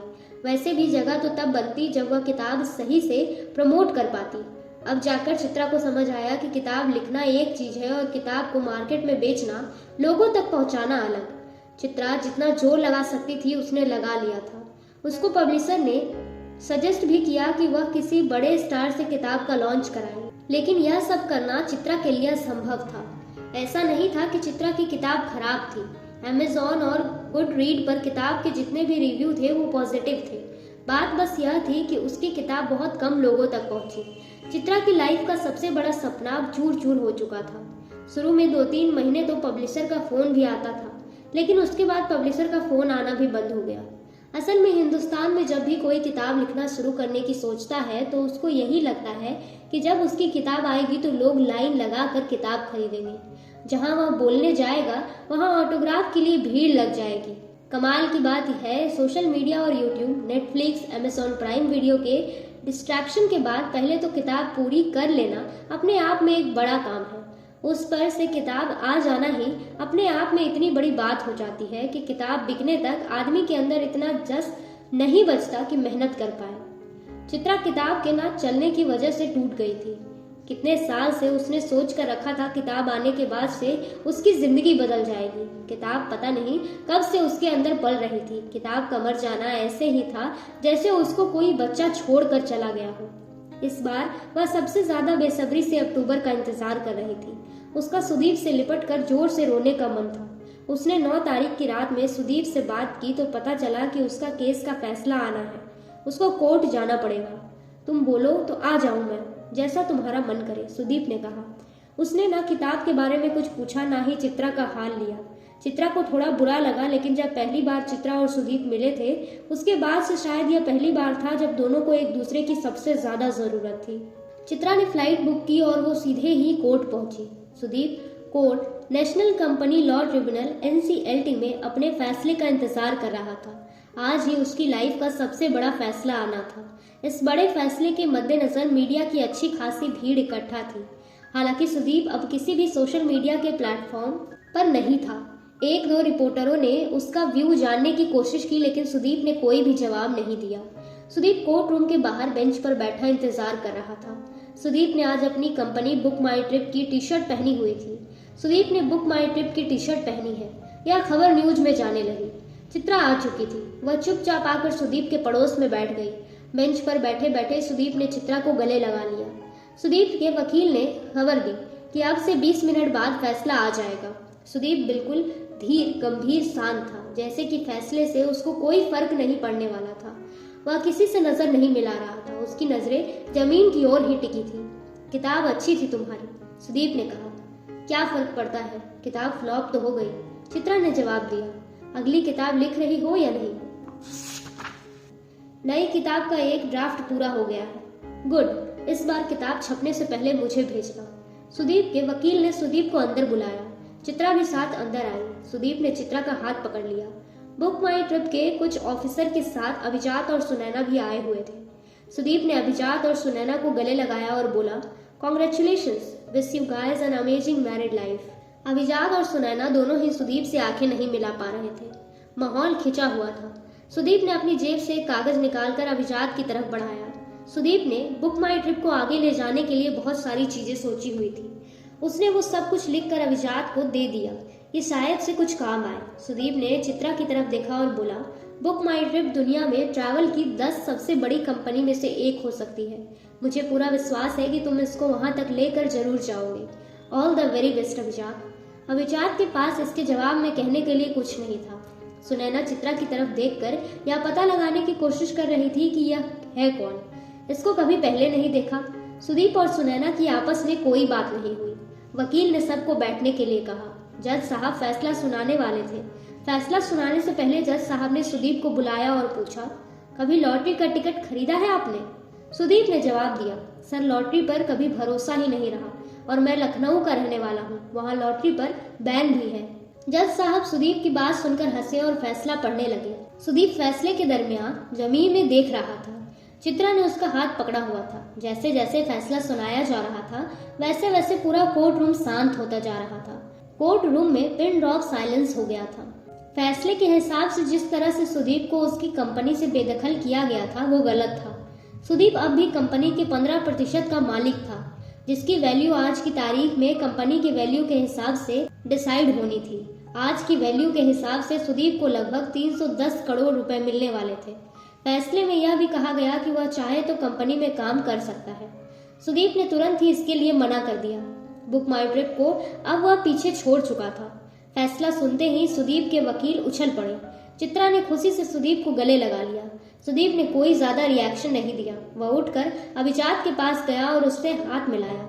अपनी जेब से प्रेस के लिए स्टेटमेंट निकालकर उसने अपने वकील को दे दिया। वह अब इतने पैसों का क्या करेगा?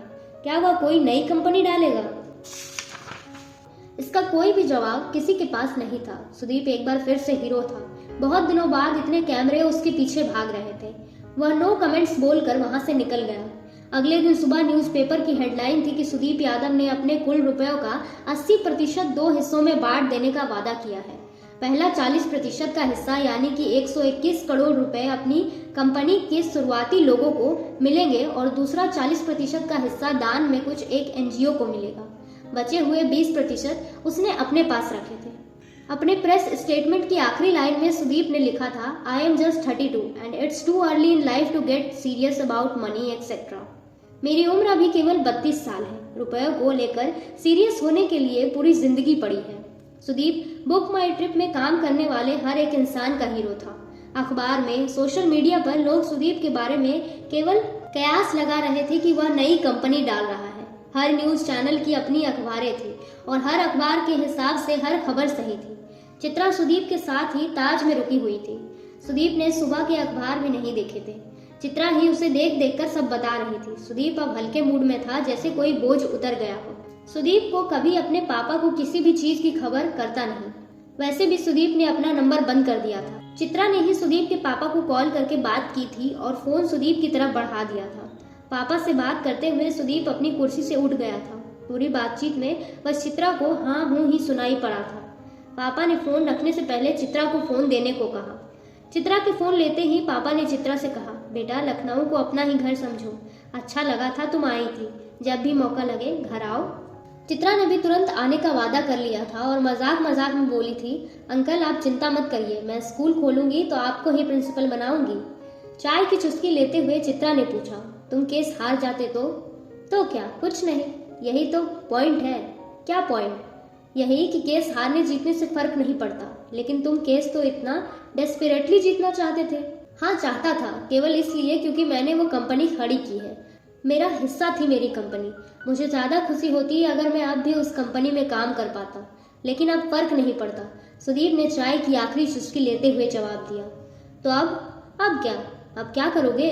मुझे सही में नहीं पता। थोड़े दिन घर पर रहूंगा पापा के साथ। एक बात बताओ, चित्रा ने दूसरी कप चाय लेते हुए पूछा। हाँ पूछो। हमारा कोई सीन हो सकता है क्या? सीन मतलब शादी? हाँ शादी। मुझे नहीं लगता तुम्हें कभी दोबारा शादी करनी चाहिए। क्यों? शादी करते ही सब कुछ वही रहते हुए भी बदल जाता है, इसलिए जिससे खूब प्यार हो उससे कभी शादी नहीं करनी चाहिए। बहुत ही फालतू का फंडा है तुम्हारा। चित्रा उठकर बाथरूम में नहाने चली गई। चित्रा ने अपनी किताब का नया ड्राफ्ट सुदीप को सुनाया। उसने कुछ चीजें बताई। चित्रा ने वादा किया कि वह बदल देगी। उस पूरे दिन में वे बस एक दूसरे के साथ कमरे में लेटे रहे, जैसे यह दुनिया का आखिरी दिन हो।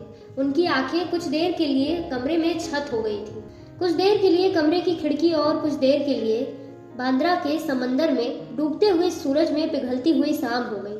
उनके हाथ की छोटी उंगलियों ने मिलकर रात के तारे गिने। जब सोच लेना कि क्या करने वाले हो तो बताना। चित्रा ने अगले दिन सुबह उठकर एयरपोर्ट के लिए निकलने से पहले कहा, तुम्हें सबसे पहले बताऊंगा। चलो, मेरा तुम्हें एयरपोर्ट छोड़ने जाने का मन है। चलो, पूछना क्या है? वैसे एक चीज है, अब मैं चैन से मर सकता हूँ। तुम पागल हो, ये सब बोरिंग बातें मत किया करो। अभी तो लाइफ शुरू हुई है तुम्हारी। बस हो गया। मुझे बचपन से ऐसी कहानियां पसंद आती थी जिसमें लास्ट में हीरो कुछ नहीं करता।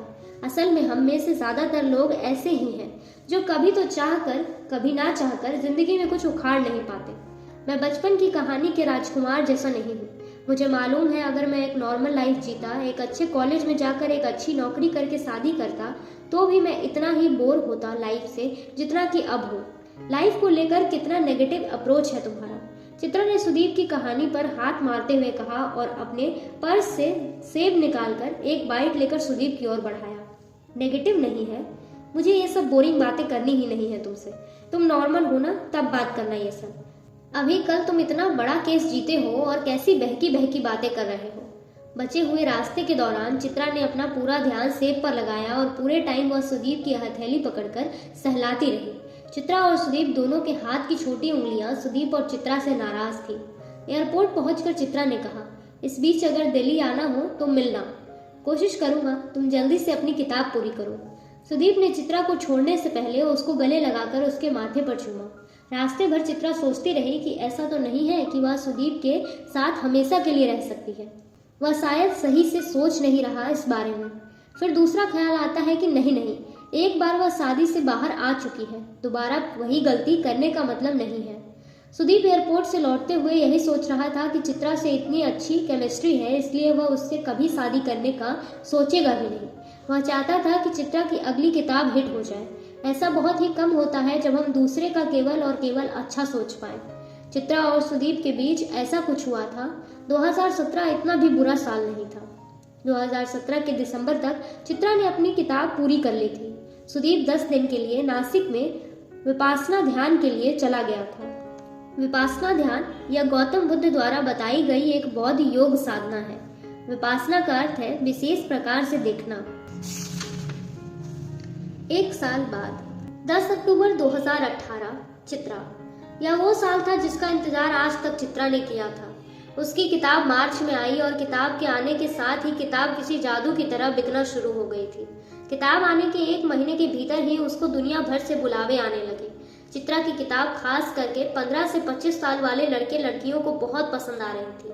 उसकी किताब के फिल्म राइट्स के लिए मुंबई के बड़े से बड़े प्रोड्यूसर मीटिंग कर चुके थे। उसकी किताब में ऐसा कुछ क्लासिक जैसा नहीं था। वो 15 से 25 साल के पाठक वर्ग को टारगेट करके लिखी गई थी। पूरी दुनिया इस जुगाड़ में था कि कैसे यूथ का अटेंशन कैप्चर किया जाए। चित्रा की ऑनलाइन फॉलोइंग भी बहुत बढ़ गई थी। उसे अखबार से वीकली कॉलम लिखने के ऑफर आने लगे थे। 10 अक्टूबर 2018। सुदीप। 10 सितंबर को चीनी कंपनी अलीबाबा के एमडी जैक मा के अपना रिटायरमेंट अनाउंस किया, जिसकी हेडलाइन थी Jack Ma prefers to die on the beach than at a work table in Alibaba. उधर सुदीप के अलावा किसी को नहीं पता था कि आखिर वह कर क्या रहा था। वह कुछ दिन लखनऊ में रहता और बाकी दिन अपनी कार लेकर रोड पर ही रहता था। उसने अपनी कार के पीछे साइकिल बांध रखी थी। उसकी कार में कई दिन के खाने पानी के इंतजाम से लेकर tent, battery, coffee maker, camera सब कुछ था। उसकी चलती फिरती कार एक छोटा मोटा चलता फिरता घर थी। जिस भी शहर में वह जाकर रुकता, वहां शाम को घूमने के लिए साइकिल का इस्तेमाल करता। वह 1 साल में करीब 22,000 किलोमीटर कार चला चुका था। उसने अपनी कार से पूरा मध्य प्रदेश, लद्दाख, स्पीति, हिमाचल प्रदेश, उत्तराखंड, मैंगलोर से होता हुआ कारवार बीच, ऐसा कहा जाता है कि कभी रविंद्रनाथ टैगोर को इस जगह ने इंस्पायर किया था, छान मारा था। वह अक्सर रास्ते में पड़ने वाले गांव में जाकर रुकता, उन गांव वालों के हाथ का बना हुआ खाना खाता। चलने से पहले वह इतना कुछ दे जाता कि जिसके घर भी रुक जाता उसकी लॉटरी लग जाती। वह कभी किसी गांव वाले को अपना सही नाम नहीं बताता। कोई भी पूछता कि वह क्या करता है तो बता देता कि वह एक रिपोर्टर है और किसी खास अखबार के लिए काम करता है। जैसे ही वह यह बोलता कि वह अखबार के लिए काम करता है, लोग उसे अपनी समस्या सुनाने लगते। उत्तर प्रदेश के एक गांव में वह रुका तो उसे पता चला कि यहाँ के कुछ लड़कों ने जान की बात का नाम अखबार शुरू किया है। उस अखबार का मॉडल यह था कि आप जैसे शादी का एड पेपर में देते हैं, वैसे ही आप कुछ मामूली रुपए देकर अखबार में अपनी शिकायत दे सकते हैं। इसके लिए पैसे बहुत ही कम लिए जाते हैं। लोग इस अखबार में बहुत छोटी छोटी समस्याएं लेकर आते, जैसे कि किसी गांव में मास्टर साहब बच्चों को पढ़ाने नहीं आ रहे, किसी ब्लॉक में पानी नहीं आ रहा, कहीं पर सड़क टूट गई। इस अखबार का असर बहुत तेजी से हो रहा था। इस अखबार में केवल गांव की शिकायतें ली जाती। यह अखबार हर जिले के सारे अधिकारियों तक जाता। इस अखबार की वजह से बहुत से परिवर्तन आ रहे थे। उसने बिना अपनी पहचान बताए इस अखबार को 50 लाख रुपए दे दिए। सुदीप पहली बार इंडिया से निकलकर भारत को समझ रहा था। रास्ते में ना जाने कितने लोगों को उसने लिफ्ट दी थी, ना जाने कितने ट्रक वाले उसके दोस्त हो गए थे। यह जिंदगी जो वह जी रहा था वह एक सपना जैसी थी। वह अपने साथ एक डायरी हमेशा रखता था जिसमें दिन भर में कोई एक नई चीज जो उसके साथ होती वह उसके बारे में लिखता। जितना देर वह रोड पर होता उतनी देर दुनिया का कोई पास्ट कोई फ्यूचर नहीं होता, वह बस वही होता रोड पर। उसको अपने फ्यूचर की कोई चिंता थी नहीं और अपने पास्ट को तो वह बहुत पीछे छोड़ आया था। सुदीप 10 अक्टूबर को दिल्ली पहुंच रहा था। 10 अक्टूबर 2018 दिल्ली। 10 अक्टूबर को चित्रा की नई किताब का cover launch Oxford book store Delhi में था। चित्रा ने सुदीप को वहीं बुला लिया था, लेकिन सुदीप एक शर्त पर आया कि वह किसी को नहीं बताएगी। सुदीप की दाढ़ी बहुत बढ़ी हुई थी, जींस बिल्कुल घिस चुकी थी। चित्रा को एक बड़े पब्लिशर ने 2 करोड़ की एडवांस रॉयल्टी पर छापने की घोषणा की थी। चित्रा को फाइनली वो सब कुछ मिल रहा था जो उसने चाहा था। कवर के लॉन्च के दिन चित्रा का पति भी आया हुआ था। सुदीप सबसे पीछे बैठकर सब कुछ देख रहा था। बुक स्टोर में 2 ही किताबें बिक रही थी, एक तो चित्रा की और दूसरी सुरभि प्रसाद नाम की एक लेखिका की। ऑक्सफोर्ड के मैनेजर ने बताया भी कि मैम आपकी किताब का रिकॉर्ड यह बुक तोड़ सकती है। सबसे बड़ी बात है कि इस किताब को बच्चे बहुत लेकर जा रहे हैं, बिल्कुल इंडिया का अपना हैरी पॉटर जैसा कुछ लिखा है। चित्रा ने पूछा भी कि कौन है या क्या करती है। चित्रा ने एक किताब वहां स्टोर से उठा भी ली। सुदीप दूर से ही किताब को देख रहा था।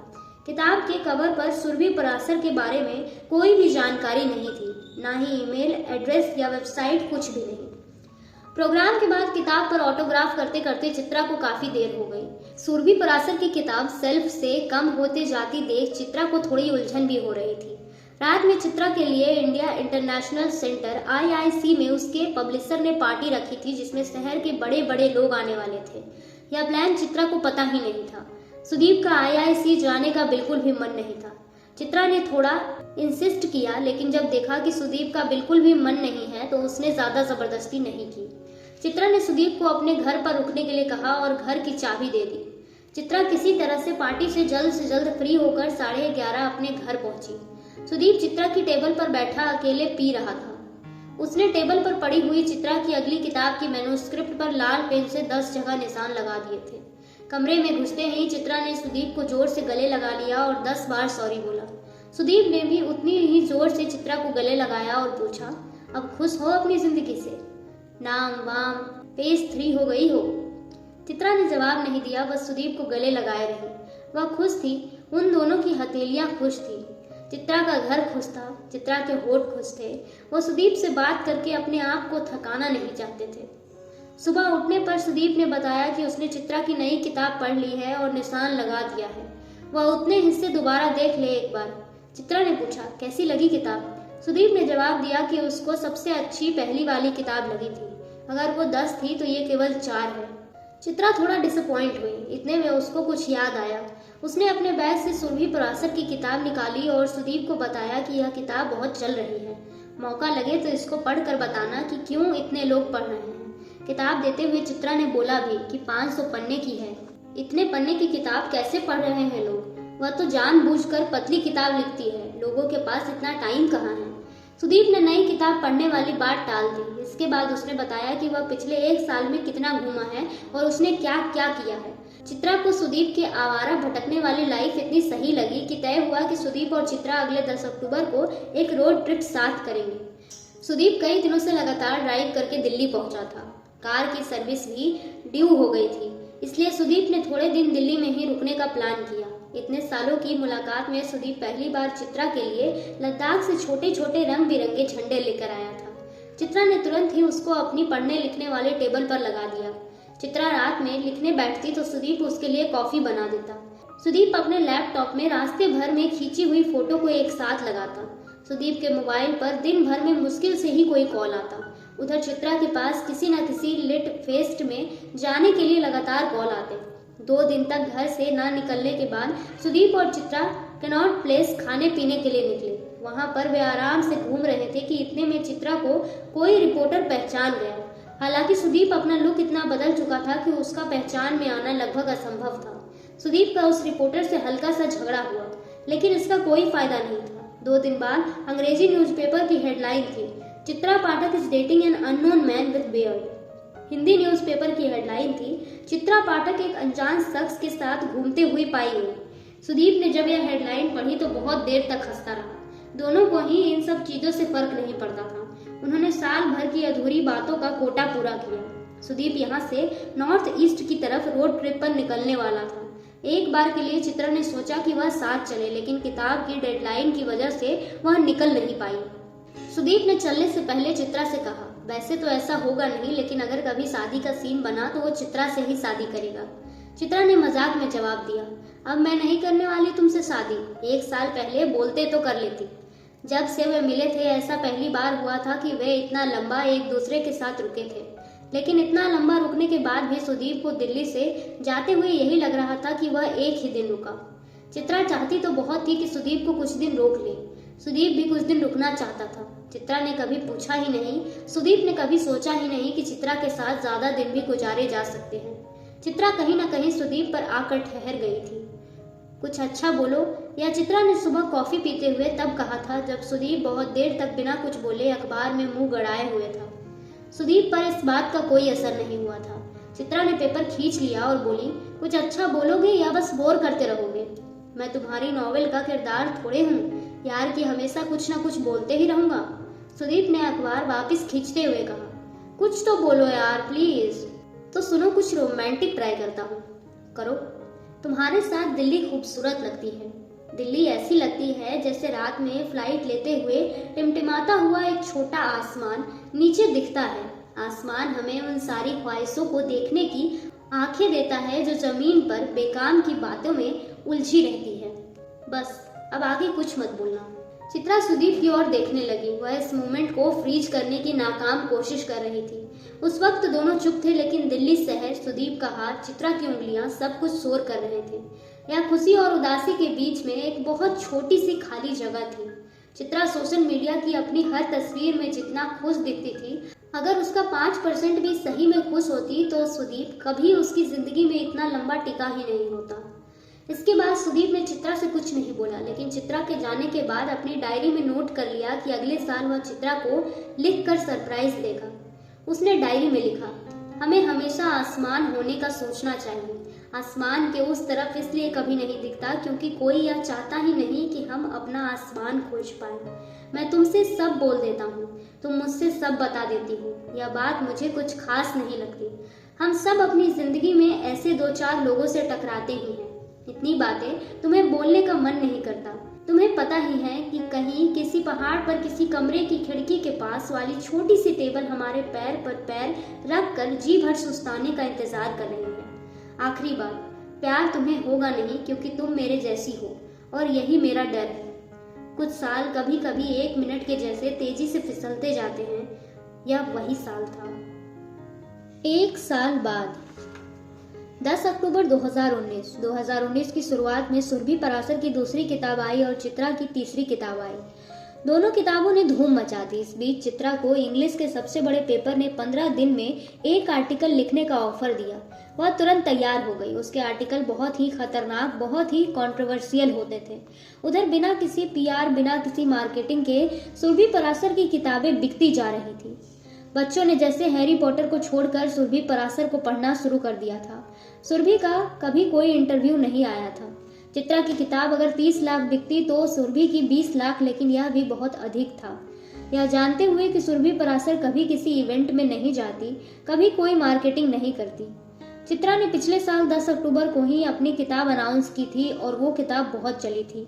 वह 10 अक्टूबर को अपने लिए लकी मानती थी। चित्रा के पब्लिशर ने यह जानकारी दी थी कि उसकी किताबें लखनऊ, बनारस, इलाहाबाद में बहुत लोग पढ़ते हैं, इसलिए इन शहरों का एक टूर प्लान किया गया है। उसने इस बार किताब के कवर को पहले लखनऊ से लॉन्च करने का सोचा। फिर उसको ख्याल आया कि पिछले साल वह सुदीप को सही से टाइम नहीं दे पाई थी। उसको अक्सर सुदीप की कमी खलती थी। चित्रा से आधी दुनिया बात करना चाहती थी, लेकिन किसी से भी बात करके उसको सुकून नहीं मिलता था। अपने फैन से वह ज्यादा बात ही नहीं कर पाती। उसको लगता था जब सब लोग उसको जान जाएंगे तो लाइफ में मजा आना शुरू हो जाएगा, लेकिन हुआ उसका उल्टा। वह एक अजीब सी बेचैनी में थी। उसने डिसाइड किया कि इस साल 10 अक्टूबर वह सुदीप के लिए बचा कर रखेगी। उसने किताब के कवर का लॉन्च 9 तारीख को बनारस के BHU बनारस हिंदी यूनिवर्सिटी में प्लान किया। चित्रा ने सुदीप से पूछा तो पता चला कि उसका भी मन है बनारस आने का। तय समय के हिसाब से सुदीप वहां पहुंच गया। 10 की सुबह उठकर दोनों 80 घाट पर गए। पता नहीं कहां से सुदीप को वही बाबा दिख गए। वह उसके पास आए और चाय पिलाने के लिए बोला। सुदीप ने बाबा को चाय पिलाई। बाबा एक कुल्हड़ चाय पीने के बाद बोले, एक कुल्हड़ और पिएंगे। सुदीप ने चाय वाले को एक कुल्हड़ और चाय पिलाने का इशारा किया। कुछ बेचैनी कम हुई तेरी? बाबा ने पूछा। सुदीप थोड़ा सा चौंका और कुछ सोच कर बोला, सब ठाठ पड़ा रह जावेगा जब लाग चलेगा बंजारा। बाबा ने अपने झोले से राख निकालकर सुदीप के माथे पर लगा दी। चित्रा ने मना किया। सुदीप कुछ नहीं बोला। सुदीप ने पैसे देने के लिए जेब में हाथ डाला तो बाबा ने मना कर दिया। बाबा ने नाव वाले को इशारा करके बोला कि साहब को मणिकर्णिका घाट घुमा दो। चित्रा अब बिल्कुल परेशान हो चुकी थी कि बाबा यह सब क्यों बोल रहा है। इससे पहले चित्रा बाबा को जाने के लिए कहते बाबा अपने आप उठकर चले गए। सुदीप को अब मणिकर्णिका घाट जाना था, चित्रा को नहीं जाना था। सुदीप के जिद करने पर वे नाव से वहां गए। चित्रा को डर लग रहा था। उसने सुदीप को पकड़ रखा था। कई सारे विदेशी जलती हुई लाशों की तस्वीरें खींच रहे थे। उनको नाव पर बैठा हुआ गाइड अपनी टूटी फूटी इंग्लिश में समझा रहा था। In India this is not end of life, it's a part of life. Banaras में इतना ब्राह्मण ज्ञान सभी को था। लाशों के पीछे चाय की दुकान थी जिस पर लिखा था, खाली न बैठे और गाली न दे। वहीं दुकान पर खाली बैठे कुछ बूढ़े मोदी को तो और कुछ राहुल गांधी को तो कुछ योगी आदित्यनाथ को गाली दे रहे थे। उनको चाय का घूंट लेते हुए कोई फर्क नहीं पड़ रहा था कि सामने लाशें जल रही है। चाय की दुकान पर कुछ थके हुए लोग बैठे थे जो अपने किसी करीबी की लाश जलते हुए देख रहे थे। कुछ एक अघोरी भी वहीं आराम से घूम रहे थे जैसे लाशें नहीं खाली लकड़ियां जल रही हो। एक परिवार के 2 लोग एक साथ एक एक्सीडेंट में मरे थे। उनके रिश्तेदार लकड़ी पर 2 लाशों का डिस्काउंट मांग रहे थे। लकड़ी वाला एक भी पैसा कम करने को तैयार नहीं था। एक 7 साल का लड़का अपने बाप की लाश जला रहा था। वहीं पड़ोस में एक 65 साल का आदमी अपने 35 साल के लड़के की लाश जला रहा था। ये बातें जितनी उदास थी मणिकर्णिका घाट पर उतनी उदास लगती नहीं थी। अंतिम संस्कार तक की प्रक्रिया इतनी थकाने वाली होती है कि ज्यादातर लोगों के आंसू भी थक कर सूख जाते हैं। एक के बाद एक लाश जलाई जा रही थी। सामने की दीवार पर लिखा था, माया मरी न मन मरा, मर मर गए शरीर कबीर दास। यह सब देखकर सुदीप के अंदर का कुछ हिस्सा पिघल रहा था। उसने जोर से चित्रा का हाथ पकड़ लिया। चित्रा बार बार नाव वाले को वहां से जाने के लिए बोल रही थी, लेकिन सुदीप ने उसको रोक दिया। कुछ देर तक पूरा घाट अपनी आंखों में उतारने के बाद सुदीप ने चित्रा से कहा, मुझे अभी पापा से मिलना है।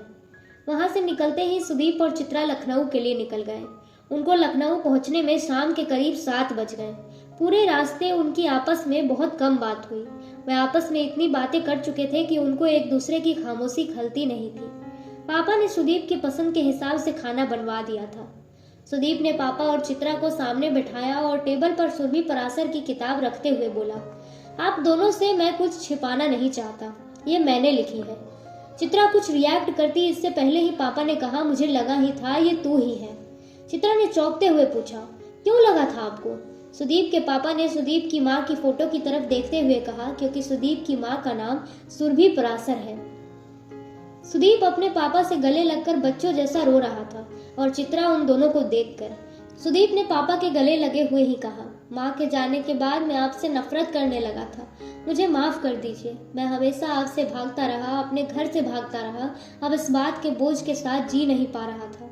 पता नहीं सुदीप को किसने बदला था। उसके हजारों किलोमीटर के सफर ने, बाबा ने, मणिकर्णिका घाट ने या समय ने या इन सब ने मिलकर कुछ भी कहना मुश्किल था। उस रात पापा और सुदीप साथ एक कमरे में सोए। रात में पापा को बार बार खांस कर नींद में उठता देख सुदीप को पहली बार एहसास हुआ कि एक उम्र के बाद बिस्तर पर अकेले सोना इस दुनिया का सबसे बड़ा काम है। हर बिस्तर पर इतनी जगह होती है कि उसमें समंदर भर बेचैनी सूख जाए। सुदीप को सालों बाद पापा के साथ सोकर अपना खोया हुआ घर मिल गया था। अगले दिन सुबह छत पर उसने बताया कि उसके पास अब भी कुछ 50 करोड़ रुपए हैं। वह सारा पैसा सुरभि पराशर फाउंडेशन के नाम कर रहा है। उसने चित्रा और अपने पापा दोनों से यह वादा लिया कि इस बात का जिक्र कभी किसी से भी ना किया जाए। सुदीप ने सुरभि फाउंडेशन के बारे में सब कुछ सोच रखा था। जिसमें ऐसे बच्चों को स्कॉलरशिप दी जानी थी जो किसी भी वजह से अपनी पढ़ाई पूरी नहीं कर पाए थे। सुदीप ने जो किताब सुरभि पराशर के नाम से लिखी थी, उसकी रॉयल्टी के पैसे भी सुरभि फाउंडेशन में ही जमा होने थे। पापा को चित्रा के साथ अपना घर पूरा लगता था। असल में घर में माँ के ना रहने से और तो जो कुछ होता हो, लेकिन सारी बातचीत रुक जाती है। चित्रा इस घर का अधूरा हिस्सा हो गई थी। लड़कियां एक समय के बाद घर की माँ बन जाती है, फिर पता नहीं कब घर की नींव का हिस्सा हो जाती है। पापा ने दोनों से शादी के लिए पूछा तो चित्रा और सुदीप दोनों ने बताया कि बस अगले 10 अक्टूबर को हम शादी कर लेंगे। 4-5 दिन रुकने के बाद चित्रा वहां से दिल्ली चली गई, इस वादे के साथ कि महीने में एक बार वह जरूर लखनऊ आया करेगी। सुरभि भी नॉर्थ ईस्ट रोड ट्रिप पर जाना चाहता था। वह सुरभि पराशर फाउंडेशन का काम पूरा करके जाने का प्लान कर रहा था। पेपर वर्क करने में उसको करीब नवंबर निकल गया। उसने 15 दिसंबर को गुवाहाटी के लिए निकलना फाइनल किया। इस बीच चित्रा 2 बार लखनऊ आई। वह जितने दिन के लिए आती उतने दिन पापा बहुत खुश रहते। 15 दिसंबर को वह गुवाहाटी जाने के लिए निकला। उसको गोरखपुर होते हुए जाना था, लेकिन उसका मन इलाहाबाद होते हुए जाने का था, क्योंकि उसके पिताजी इलाहाबाद के पढ़े थे और उसको वैसे भी इलाहाबाद में संगम जाना ही था। वह गंगा जमुना से ज्यादा सरस्वती नदी में इंटरेस्टेड था। ऐसा कहते हैं कि संगम की तीसरी नदी सरस्वती सबको नहीं दिखती। असल में सरस्वती नदी सबके भीतर होती है, लेकिन गंगा जमुना के चक्कर में उस नदी तक कम लोग ही पहुंच पाते हैं। संगम में गंगा और जमुना का रंग तो अलग अलग दिखता है, लेकिन सरस्वती का रंग वही होता है जो हमारे मन में होता है।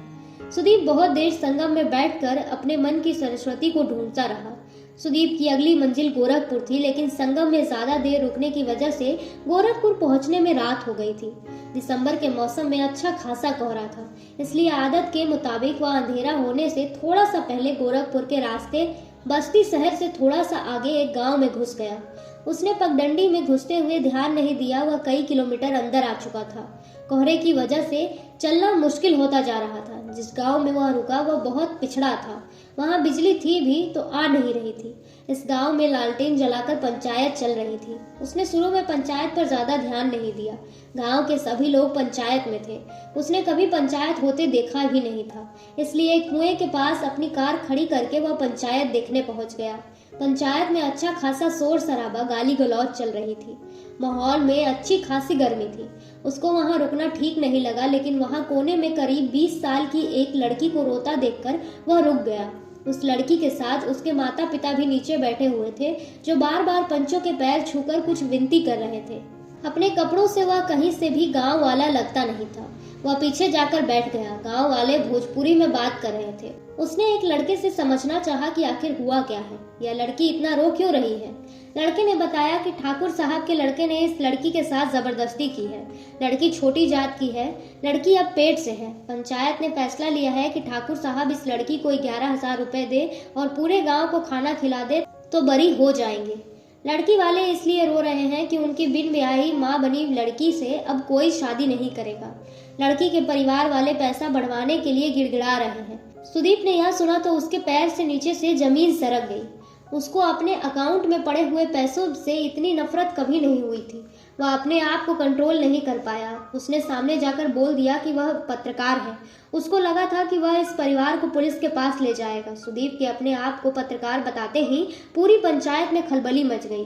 सुदीप को अंदाजा नहीं था कि पंचायत जब खतरनाक होती है तो कितनी खतरनाक होती है। पंचों के इशारे पर 2-3 लड़के उसको पकड़ने के लिए भागे। कुछ ही मिनटों में 2-3 लड़के एक बड़ी भीड़ में बदल गए। सुदीप किसी तरह से भागकर अपनी कार तक पहुंचा। उसने अपनी कार भगाई। कोहरे अंधेरे में बुरी तरीके से मिल चुका था।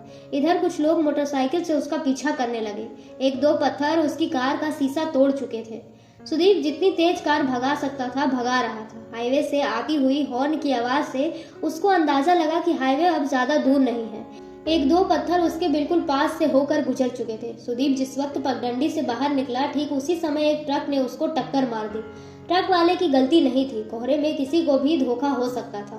गांव वाले वापस लौट गए जैसे कभी कुछ हुआ ही नहीं था। गांव में ठाकुर साहब ने गांव भर को खिलाने की तैयारी शुरू कर दी थी। ट्रक वाला डर के मारे भाग गया। कार वहीं कोने में बहुत देर तक पड़ी रही। रात के करीब 10 बजे पुलिस को गश्त में एक्सीडेंट के बारे में पता चला। सुदीप के पापा को लखनऊ में सूचना दी गई। पापा ने तुरंत ही चित्रा को फोन करके बताया। वे बहुत ज्यादा घबराए हुए थे। सुदीप के पापा का एक स्टूडेंट ही गोरखपुर का डीएम था। उसने बिना एक भी मिनट गवाए सुदीप का इलाज शुरू करवा दिया। टक्कर इतनी खतरनाक थी कि कार पूरी तरह से पिचक चुकी थी। सुदीप के पापा और चित्रा दोनों शाम तक हॉस्पिटल पहुंच चुके थे। पापा का रोना थम ही नहीं रहा था। डॉक्टर कुछ भी नहीं बता रहे थे। 16 दिसंबर की सुबह सुदीप इस दुनिया से आजाद हो गया। जब कोई मरता है तो वह अकेले नहीं मरता, अपने साथ पूरी दुनिया लेकर मरता है। चित्रा और पापा के लिए पूरी दुनिया खत्म हो चुकी थी। सुदीप की लाश को बनारस लाया गया। बनारस आदमी कभी ना कभी पहुंच ही जाता है। सुदीप की लाश के पास बहुत लोग थे, लेकिन पता नहीं कहां से वह बाबा सुदीप की लाश के जलने के दरमियान पूरा वक्त वहीं पर था। सुदीप की मौत गुमनाम मौत थी। वह शायद चाहता भी यही था। गुमनाम मरना हमारे समय की सबसे बड़ी लग्जरी है। किसी को कभी पता नहीं चला कि गांव में उस दिन क्या हुआ था। जरूरी नहीं कि भीड़ घेर कर ही मारे, भीड़ कई बार चुपचाप भी मार देती है। जनवरी में सुदीप का वकील मुंबई से लखनऊ आया। उसने रुपए का हिसाब किताब दिया। सुदीप की इच्छा सुदीप के पापा सुन ही नहीं पाए। सुदीप के पापा अनाथ हो चुके थे। सुदीप की बिल में उसके सारे पासवर्ड थे। चित्रा ने वहीं लखनऊ में रहने का फैसला किया। सुदीप ने अपनी बिल में यह भी लिखा था कि अगर उसको कुछ हो जाए तो उसकी किताब के सारे राइट्स चित्रा के पास चले जाएंगे। चित्रा ने लिखना छोड़ दिया। पापा को जब भी उसकी याद आती तो वह सुदीप के कमरे की एक एक चीज निकाल कर उसको दोबारा वहीं रख देते। ऐसे सफाई करते हुए उनको एक फाइल में सुदीप यानी कि सुरभि पराशर की तीसरी किताब के कुछ पन्ने मिले। चित्रा ने जब पब्लिशर से बात की तो पता चला कि सुदीप ने आधी किताब ईमेल कर दी थी और बची हुई किताब वो जून में देने वाला था। किताब की लॉन्च डेट सुदीप ने 10 अक्टूबर 2020 रखने के लिए ईमेल किया था। चित्रा ने जब उन पन्नों को मिलाया तो पता चला कि ये उसकी तीसरी किताब का हिस्सा है। चित्रा ने पापा को इस बात के लिए समझा भी लिया कि सुदीप की अधूरी किताब ही छपने भेज दी जाए। पापा भी इसके लिए तैयार थे। चित्रा का मन था कि सुदीप की आखिरी किताब में उसके बारे में सब कुछ लिखा जाए। चित्रा ने लिखना छोड़ दिया था। वह अब लखनऊ में ही सुदीप के पापा के साथ रहने लगी थी।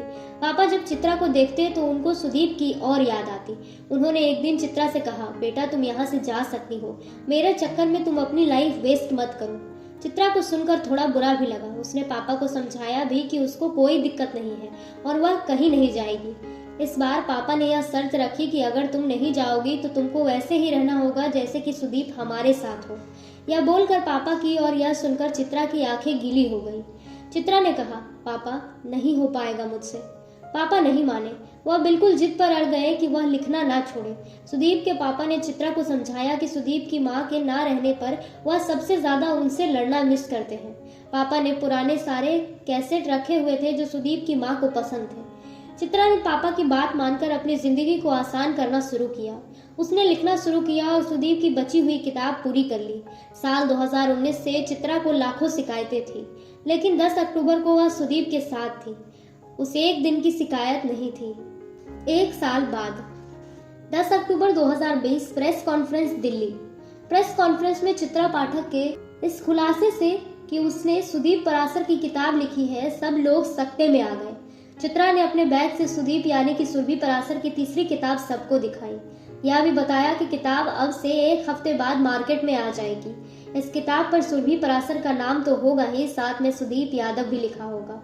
सुदीप की पुरानी किताबों के अगले प्रिंट पर सुरभि पराशर के साथ सुदीप का नाम आ जाएगा। चित्रा रुकी नहीं। उसने आगे यह बताया कि चूंकि सुदीप कुछ भी छोटा नहीं करता था, इसलिए सुरभि फाउंडेशन हर साल 5 नए लेखकों को स्कॉलरशिप देगी, जिसका हर साल नए लेखक को 10 लाख रुपए मिलेंगे।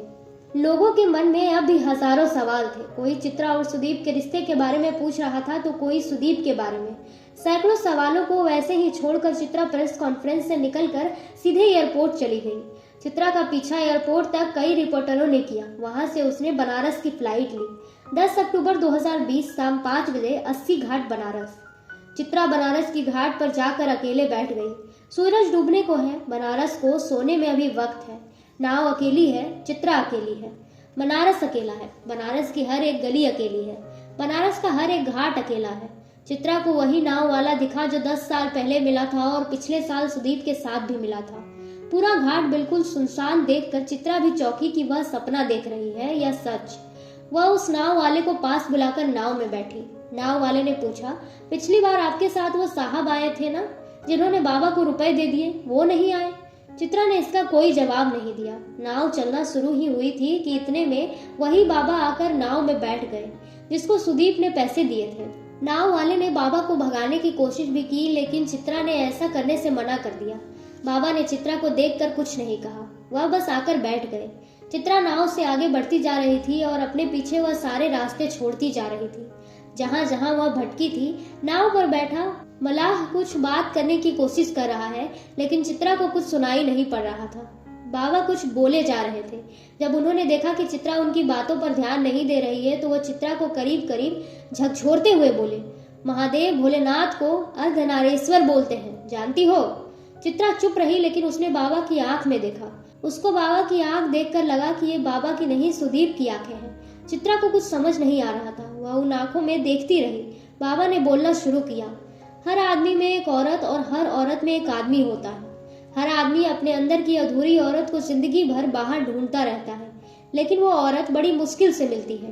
वैसे ही हर औरत अपने अंदर का अधूरा आदमी ढूंढती रहती है, लेकिन वह अधूरा आदमी बड़ी मुश्किल से मिलता है और कई बार वो अधूरा मिलता ही नहीं। लेकिन अगर एक बार अधूरा हिस्सा मिल जाए तो आदमी मर कर भी नहीं खोता।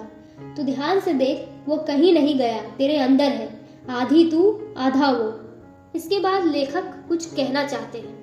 वो कहते हैं कि किताब के इस मोड़ पर दोबारा प्रस्तावना लाने के लिए मैं माफी चाहता हूँ और मैं सभी पढ़ने वालों से बार बार आगे पीछे ले जाने के लिए माफी भी मांगता हूँ, लेकिन मैं क्या करूँ। जैसे किसी खाली छुट्टी के दिन बैठकर हमें अपनी खुद की कहानी सीधी सीधी नजर नहीं आती, वैसे ही मुझे यह कहानी मिली। जैसे जैसे जो हिस्सा याद आ रहा है वैसे ही सुना रहा हूँ। जैसे जिंदगी के जिए हुए हिस्सों में मिलावट नहीं की जा सकती, वैसे ही मैं कहानी में मिलावट नहीं करना चाहता। हो सकता है कि मेरा ऐसा करने से कहानी कमजोर होती हो, लेकिन मुझे परवाह नहीं, क्योंकि परवाह करके ना कहानियां लिखी जा सकती है और ना ही कहानियों को जिया जा सकता है। मैं कहानियां लिखने से ज्यादा उनको जीने में विश्वास करता हूँ, इसलिए अपने घटिया लिखने का दोष मैं अपने पूरे होशो हवास में अपनी जिंदगी को देता हूँ। मलाल बस यही है कि मैं जिंदगी को बस उतना ही पकड़ पाया हूँ जितनी की एक मुट्ठी बंद करके कोई हवा पकड़ पाता है। कहानी का अंत पकड़ने के लिए कहानी को वहां से पकड़ना पड़ता है जहां से कहानी शुरू हुई थी। सच पूछिए तो यह कहानी हुई ही ना होती अगर चित्रा और सुदीप अगले दिन सुबह मिले नहीं होते। रात में मिलकर किसी को भूल जाना सुदीप के लिए नया नहीं था और चित्रा एक कहानी लिखने के बाद यह भुला देती थी कि कहानी के किरदार से वह सच में मिल चुकी है। इसलिए इस कहानी का सिरा सही से पकड़ने के लिए 10 साल पहले चलना पड़ेगा, ठीक उस दिन जिस दिन चित्रा और सुदीप पहली बार नाव में बैठे थे। 10 अक्टूबर 2010, 80 घाट, बनारस। मैं चाहती हूँ कि मुझे हर कोई पहचाने, मेरे अपने कमाए हुए खूब पैसे हो, मेरी किताबें लाखों में बिके, हर जगह मुझे बोलने के लिए बुलाया जाए, न्यूज़पेपर में मेरी फोटो आए, न्यूज रूम में मुझे बुलाया जाए। इन शॉर्ट मुझे कोई अवॉइड नहीं कर पाए। चित्रा ने अपने फ्यूचर प्लान बताते हुए कहा। तो Chitra madam rich and famous page 3 celebrity होना चाहती है, इसमें रोने की क्या बात है? सुदीप ने चित्रा को बात सुनकर मजाक उड़ाने वाले अंदाज में जवाब दिया। मुझे लगता है कि ये सब कुछ नहीं हो पाएगा। मैं पिछले 3 साल से एक किताब पूरी नहीं कर पाई। ये सब कुछ हो गया तब ज्यादा परेशानी होगी, लेकिन वो तुम्हें अभी समझ नहीं आएगा। सुदीप ने कहा, जाओ बच्चा, वरदान देते हैं तुम्हें। तुम एक दिन हिंदुस्तान की सबसे बड़ी लेखिका बनोगी, बड़ी राइटर हो जाओगी, तो भूल तो नहीं जाओगी ना? वेल, बाद में मैं तुम्हें पहचानूंगी या नहीं, अभी से इस बारे में कुछ कह नहीं सकती। देखना, एक दिन तुम्हें सब मिल जाएगा, पैसा, नाम, सब कुछ। उस दिन तुम मेरी जगह को, अपने आप को रख कर दुनिया देख पाओगी। लाइफ की ट्रेजेडी ये नहीं कि ये नहीं मिला, वो नहीं मिला। यहाँ मिलता सबको सब कुछ है, बस टाइम से नहीं मिलता। 10 अक्टूबर 2020, शाम 5 बजे, 80 घाट, बनारस। चित्रा को वो सारी बातें याद आ रही थी। उसको यह नहीं लग रहा था कि सुदीप नहीं है। वह समझ ही नहीं पा रही थी कि सच क्या है और सपना क्या है। कुछ दिन गडडम डड हो जाते हैं। चित्रा के लिए यह वही दिन था। सुदीप उसको सामने नाव में बैठा हुआ दिख रहा था। चित्रा को मलाल यह नहीं कि सुदीप नहीं है, वो जिंदा भी था तो कौन सा वह मिलते थे, लेकिन केवल यह तसल्ली कि वह दूसरा है अभी इस दुनिया में। क्या इतना ही काफी नहीं होता अपने आप को समझाने के लिए? एक आदमी के ना होने से पूरी दुनिया कैसी खाली हो सकती है। ऐसी बातें चित्रा ने अपनी किताबों में ना जाने कितनी बार लिखी होगी, लेकिन ऐसा होता हुआ देखना इतना आसान नहीं था जितना कि लिखना। चित्रा को अपनी कहानियों का अंत लिखते लिखते इतना तो पता ही चल गया था कि अकेले हो जाना ही इस दुनिया की आखिरी सच्चाई है। भले आप भीड़ में मरे या अपने घर के बिस्तर पर, हर आदमी मरते वक्त अकेला ही होता है। इस दुनिया के बाद किसी दूसरी दुनिया की उम्मीद शायद हम सबकी आखिरी उम्मीद होती है। ऐसी दुनिया जो कि हम बना सकते थे, ऐसी दुनिया जो हमें जिंदगी भर सपनों में दिखती थी। इसलिए शायद हम अपने सपने भूल जाते हैं, क्योंकि अगर सपने याद रहे तो हमारे लिए यह दुनिया झेलना असंभव हो जाए।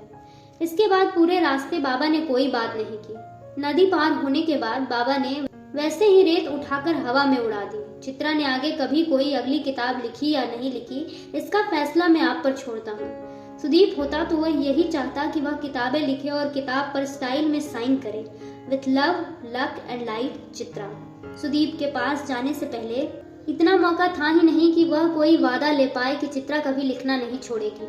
लेकिन उन दोनों के बीच ऐसा कुछ था ही कहाँ जिसमें कोई वादा हो, प्यार हो, सिकवा हो या शिकायत हो। हर वह लड़की जो चित्रा हो सकती थी वह किताब नहीं लिखती। हर वह लड़का जो सुदीप हो सकता था वह गुमनामी में जीना और मरना नहीं चाहता।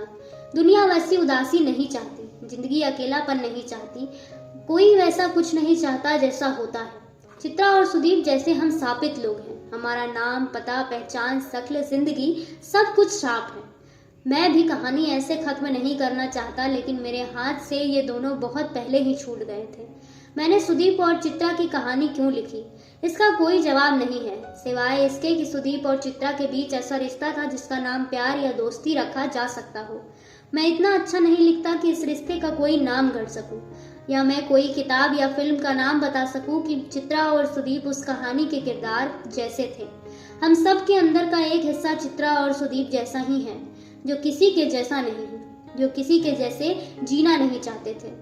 सुदीप को मैंने मारा नहीं, उसको मरना ही था। चित्रा को मैंने वो सब कुछ दिया जो वह चाहती थी, सिर्फ इसलिए ताकि आपको बता पाऊं कि सब कुछ मिल जाने से कुछ भी नहीं मिलता। हम जिस कहानी का हिस्सा हैं उसे शायद कोई लेखक कभी मिले ही नहीं। यही शायद इस दुनिया की सबसे बड़ी ट्रेजेडी है कि हमारी कहानी सुनने वाला कोई होगा ही नहीं। कोई कभी जान ही नहीं पाएगा कि हमारे मन में आखिर था क्या, हम थे कौन। ये सवाल हमारे साथ ही चला जाएगा। कुछ लोग बोल देंगे कि बड़े अच्छे आदमी थे या बड़ी अच्छी औरत थी। बस सब की कहानी इतनी ही है। मैं इतनी बातें क्यों लिख रहा हूँ? हम इतने उदास क्यों हैं? जिंदगी ऐसी क्यों है? सब कुछ इतना खराब क्यों है? दुनिया के बाद क्या है? इतना भटकने का हासिल क्या है? इन सवालों के साथ ही मुझे अब रुकना पड़ेगा, क्योंकि चित्रा अकेली है। वह थोड़ी देर चुप रहना चाहती है। मैं थोड़ी देर चित्रा के साथ चुप हो जाना चाहता हूँ। जितनी देर वह चुप है उतनी देर सुदीप वहीं उसके पास है। ऐसे भी दुनिया में इतना शोर है कि किसी को कहानी सुना पाना अपना हाल बताने जैसा है। पूछता हर कोई है, सुनना कोई नहीं चाहता। सुदीप के पास चित्रा थी, चित्रा के पास सुदीप। कुछ रिश्ते खुशबू जैसे होते हैं, बांधते ही बासी हो जाते हैं। चित्रा के लिए सुदीप बासी ना हो जाए, इसलिए उनको बार बार मिलना और बिछड़ना पड़ा। मैं जानबूझकर यह कहानी अधूरी छोड़ रहा हूँ ताकि आप अपने हिस्से की वो कहानी पूरी कर पाएं जो कभी किसी कागज पर नहीं छपेगी। कुछ कहानियां लेखक पूरी नहीं करना चाहता, क्योंकि वैसी कहानियां पूरी होते ही दिल दिमाग उंगलियों से हट जाती है। जब तक कहानी अधूरी रहती है तब तक लेखक और पाठक की उंगलियां उन्हें बार बार छूने के लिए बेचैन होती रहती हैं। अंत के अंत में लेखक बताते हैं कि मैंने हमेशा इस बात पर जोर दिया कि हमें लिखने से पहले ज्यादा से ज्यादा पढ़ना चाहिए, और वो बताते हैं कि वो किन किन किताबों को पढ़ते हैं इस किताब को पूरी करते वक्त। उन्होंने एक सूची लिख रखी है। मैं इसकी तस्वीर अभी स्क्रीन पर लगा दूंगी, आप देख सकते हैं। अंत में वो ये भी लिखते हैं कि खुशी को एक तारीख से जोड़ दो तो दिन आसानी से कट जाते हैं। वो खास दिन केवल तारीख पर नहीं आता, बल्कि उस तारीख के कई दिन पहले से लेकर उस तारीख के कई दिन बाद तक आता है। हम सभी की जिंदगी में 10 अक्टूबर जैसी कोई ना कोई एक खास तारीख जरूर होती है। फिर मुलाकात होती है। With love, luck and light, Divya Prakash Dubey. यहीं पे कहानी समाप्त होती है। मुझे पर्सनली यह किताब बहुत पसंद है। अगर आपको भी यह किताब मेरी आवाज में पसंद आई हो और आप ऐसी ही किताबों को और सुनना चाहते हैं तो मेरे चैनल को सब्सक्राइब करना ना भूलें। मैं हर मंडे, वेडनेसडे और फ्राइडे को ऐसे ही किताबों के समरी, ऑडियो बुक्स और लाइव लेसन्स लाती रहती हूँ। मेरे साथ